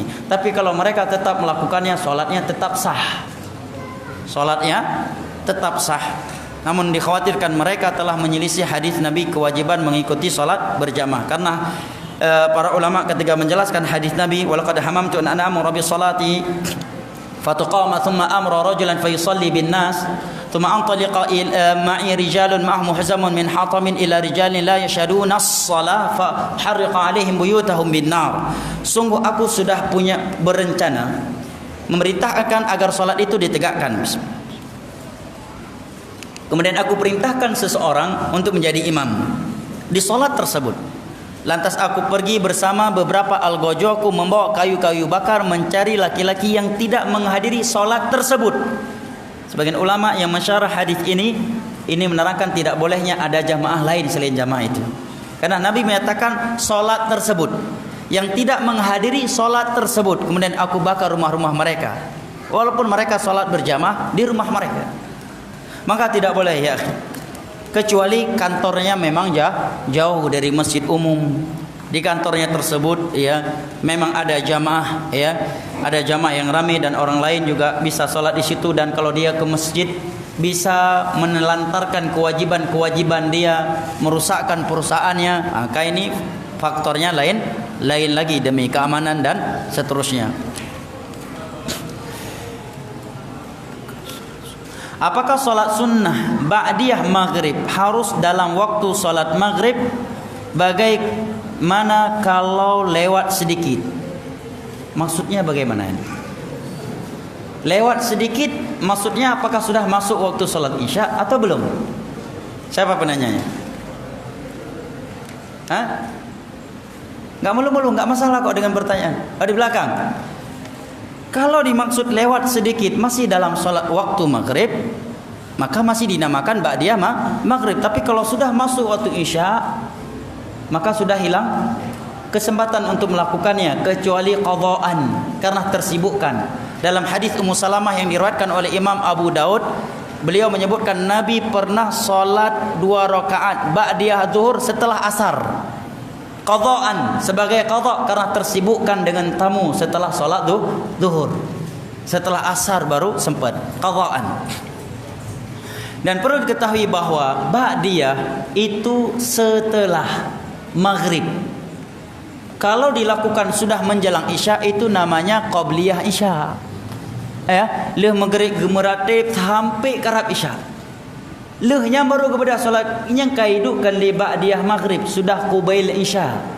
Sedangkan ma'diyah adalah seketika setelah zikir solat ba'diyah atau setelah solat lima waktu. Nah, wallahu a'lam bishawab.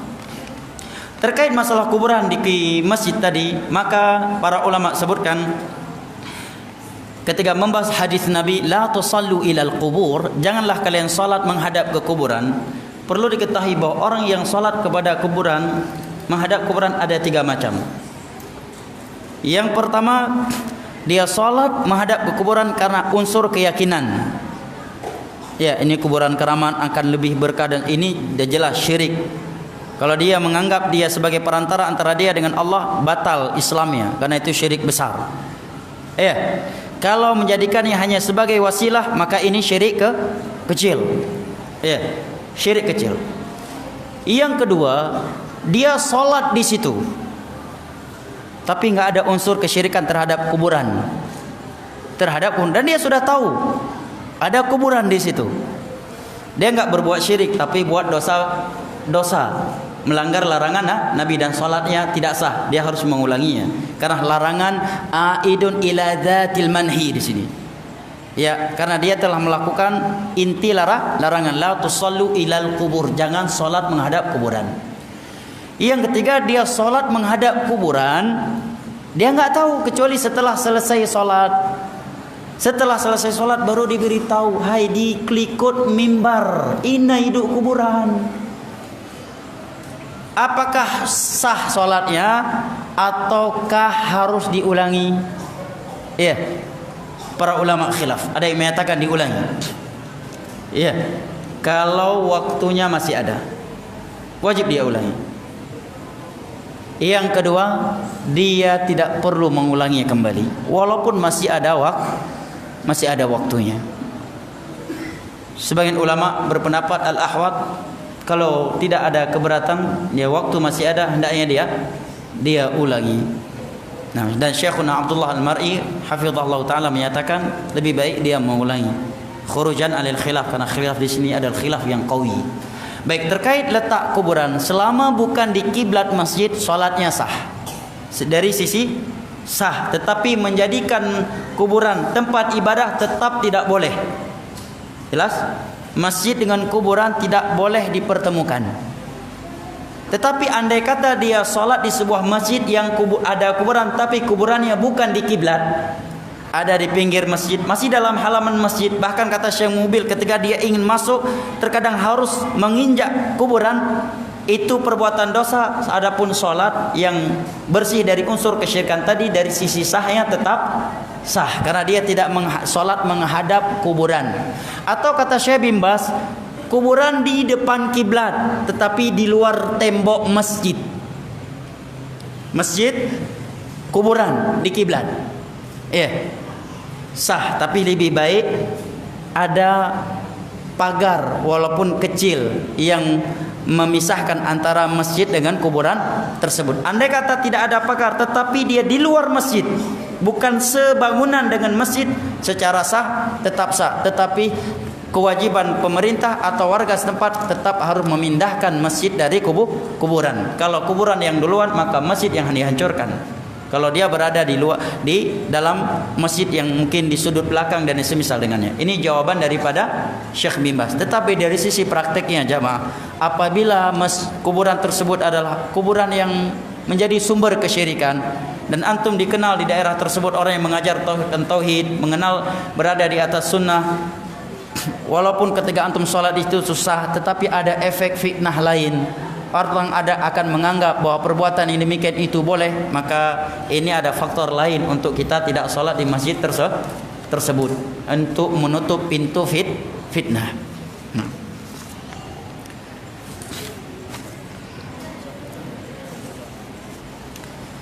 Apakah tarbiyah dan tasfiyah sama dengan istilah amar ma'ruf nahi munkar? Ya, al-amr bil ma'ruf wa nahi munkar bagian dari at-tarbiyah wa tasfiyah. Kalau sama, kenapa tidak memakai istilah ini saja? karena banyak sebutan dalam Al-Quran dan hadis dan lebih familiar.